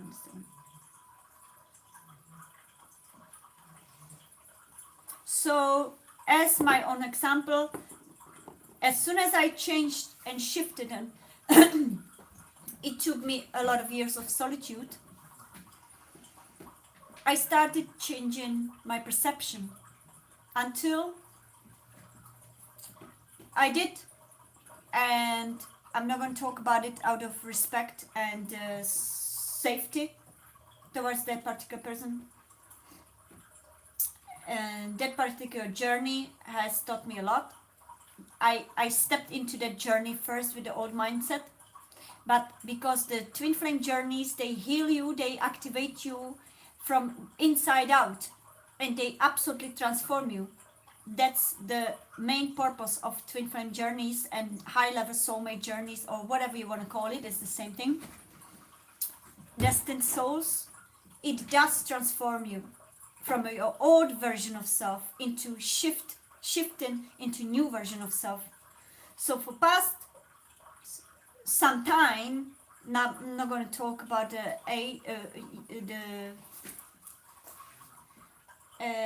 years span, whatever. After a certain time, I shifted and I realized that that particular journey is a higher love, high level journey, and I worked on my own self and my own old patterns, and I released that baggage, and I gave a full trust to divine guidance. And since then, that's how I operate on a new shifted mindset, and the life is much more different and peaceful, and the universe is guiding us the right directions now. But as soon as we shift that mindset, universe starts guiding us the right direction. Suddenly the things that we perceived that it was suspicious, it was deceptive, suddenly we perceive it absolutely different way. Suddenly the universe is showing us the clearer way of perceiving certain actions or certain situations that we would have perceived in past in different way with our wounded mindset. So it's all about starting within us. The clear out of inner cosmos, out of all the baggages that we carry from past. That's why Eckhart Tolle says, live in the now, yeah, power of now. Don't carry your baggage with you. Your pain body, he calls it. You need to release that baggage first to be able to embrace your divine higher love. And to trust that that divine higher love is nothing of what the old divine, the old karmic baggage had been before. So, does make sense? I hope you all didn't fall asleep. Thank you all so much for your likes. I love that. Thank you. And I saw one 41444, and then I saw 41414. So that's what we have, number 13. Let's read divine practical guidance. Embrace endings as gateways to the new beginnings.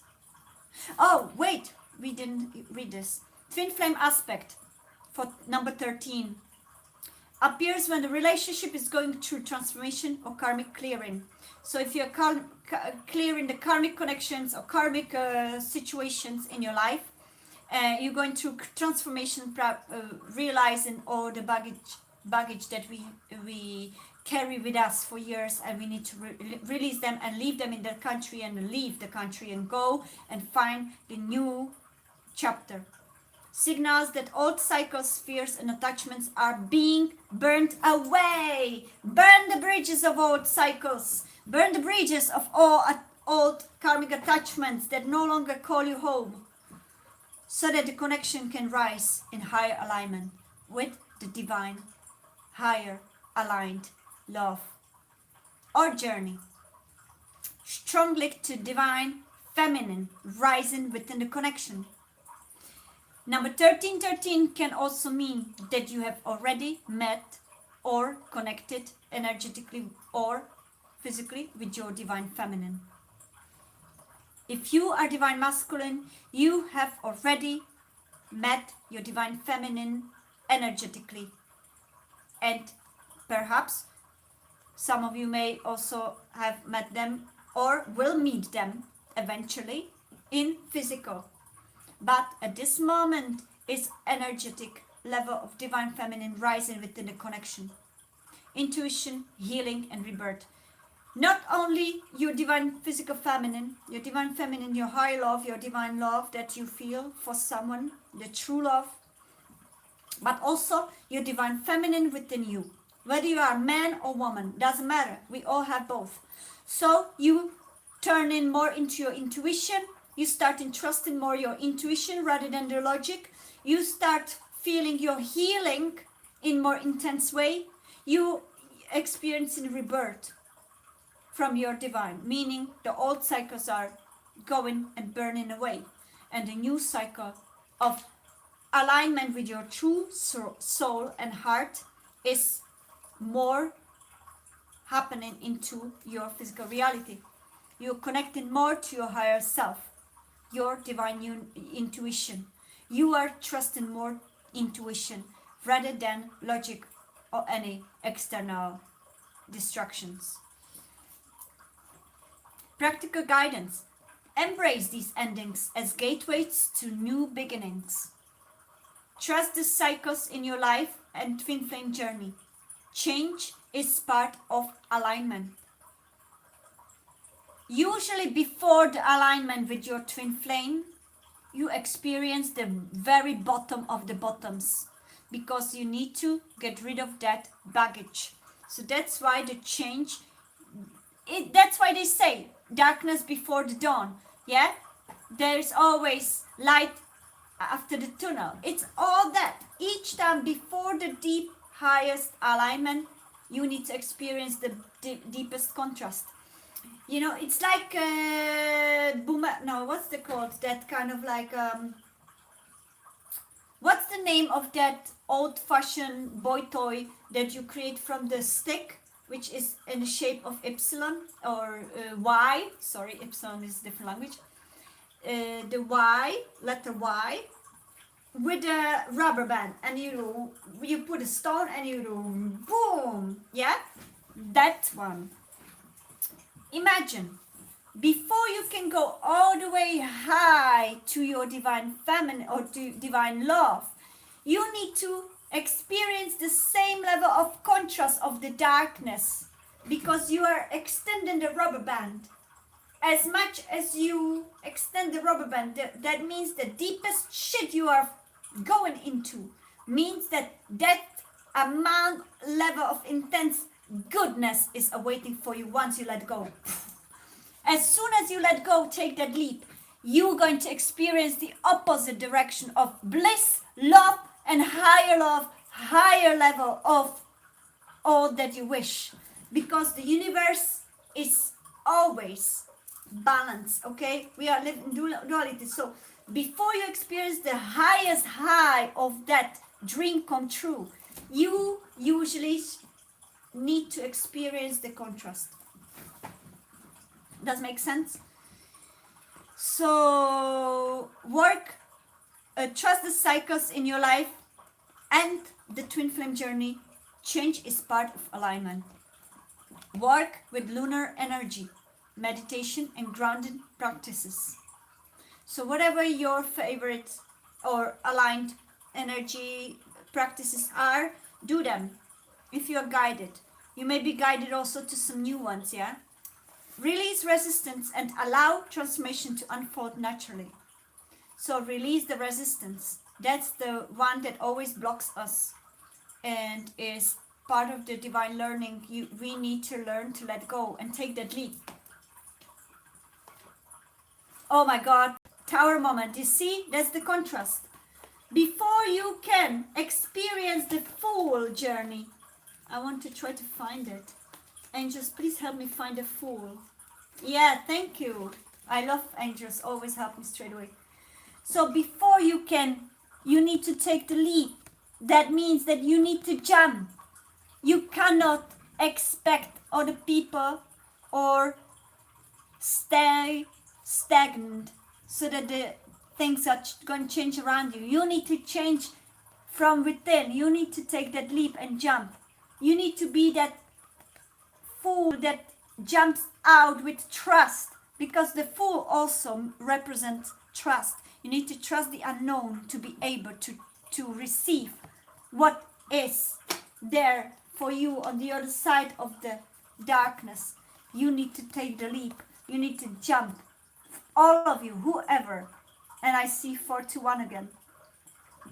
You need to take that leap and jump so that you can swiftly be thrown, just like that weapon I was saying, just like the toy, yeah? To be, as soon as you let go and jump.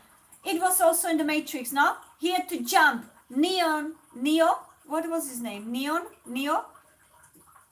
had to jump. Then it was not suddenly shifted to another reality. That's what we are asked for, to trust. The trust that what our soul and our heart are guiding us to new, higher level reality. That shift has to start within us.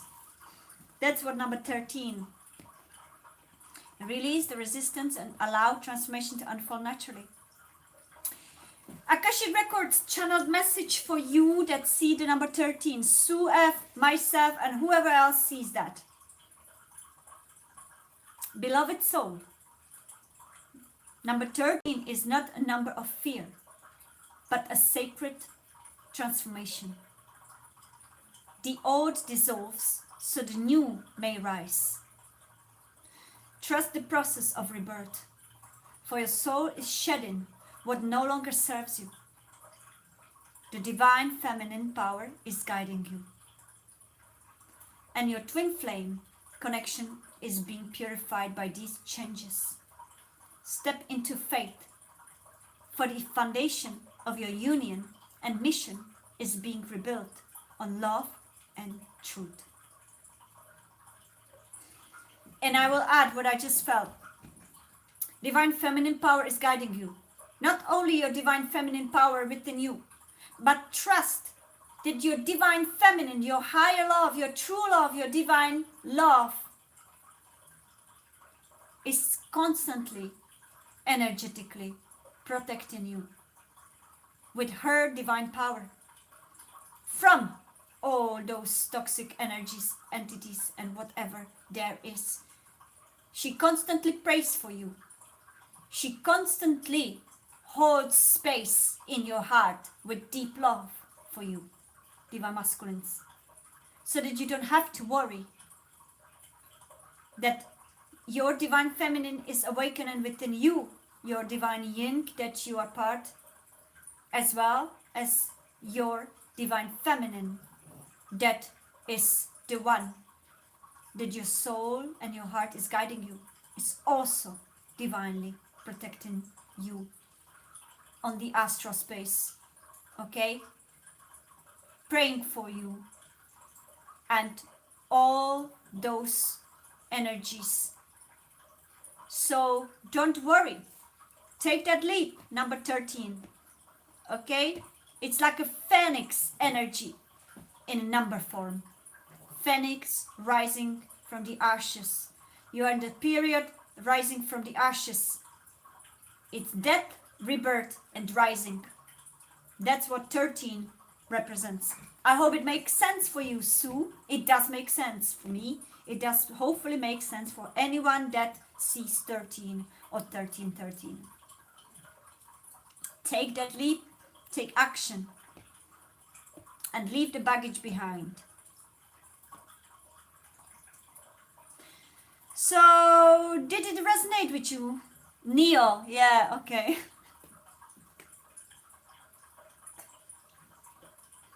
Are you okay, baby boy? Are you?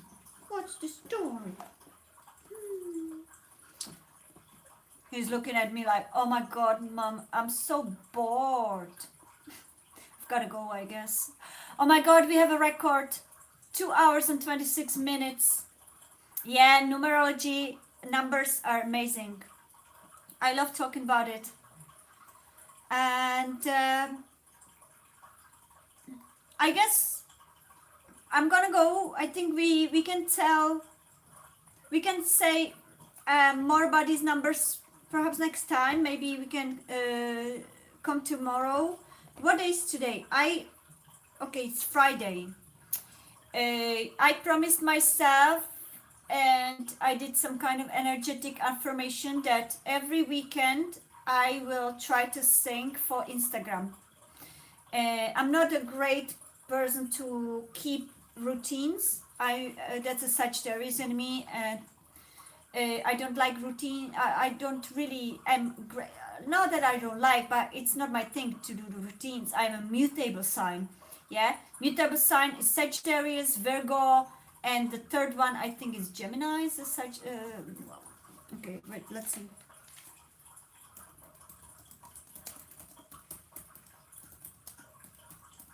I can't remember that. Usually mutable signs are one of each element. So for fire element it's Sagittarius, for earth element it's Virgo, for air element it's Gemini, and for water element it's Pisces.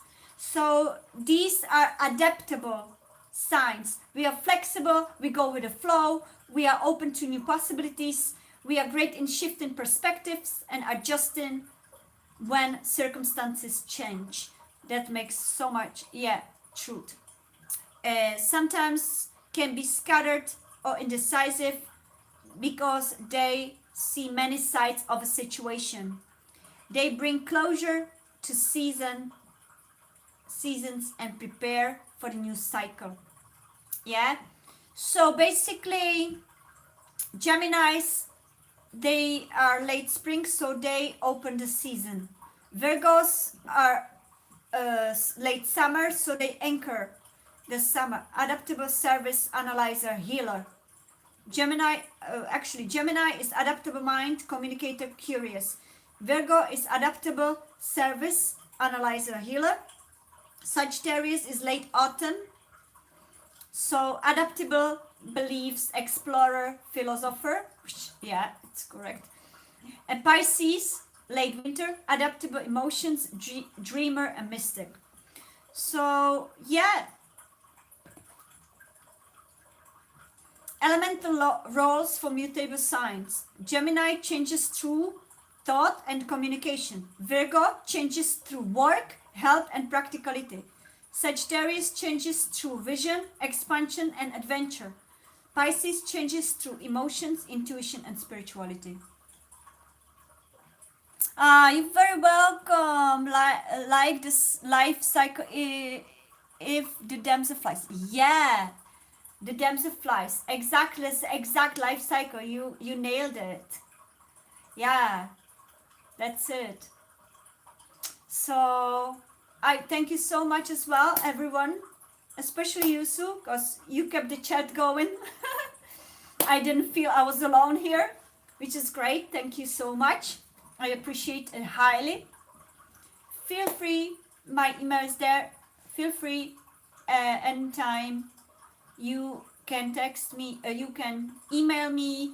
Anyone that will feel bad, not only you, it's for everyone that feels sometimes that the times are unbearable. I'm going to try to help as much as I can. But as we spoke about it too, you're more than welcome, and I will be happy to, whatever the situation is, okay? And yes, keep holding the power of damselflies, and let the damselflies and yellow flower always keep maintaining the hope for better uh, life or better steps forward. Okay, I hope that everything's gonna be okay. We all are here for each other to uplift, support, and through our synchronized connections that universe creates, everything's meant to be, and we are meant to be where we are at the right moment, right place, with right moments and situations. Nothing is coincidence, and the universe is always perfect, so we are. At our own authenticity, we are the most perfect. So that's what I would close up this a session, or that's not session, live stream. I need to take him out. He's truly bored, and my voice is gone already. I sound hoarse. So I hope to see you next time. Maybe tomorrow we're going to finish up the numbers. So again, namaste, all the best, peace and love and light, and all the great things. Take care. Bye bye.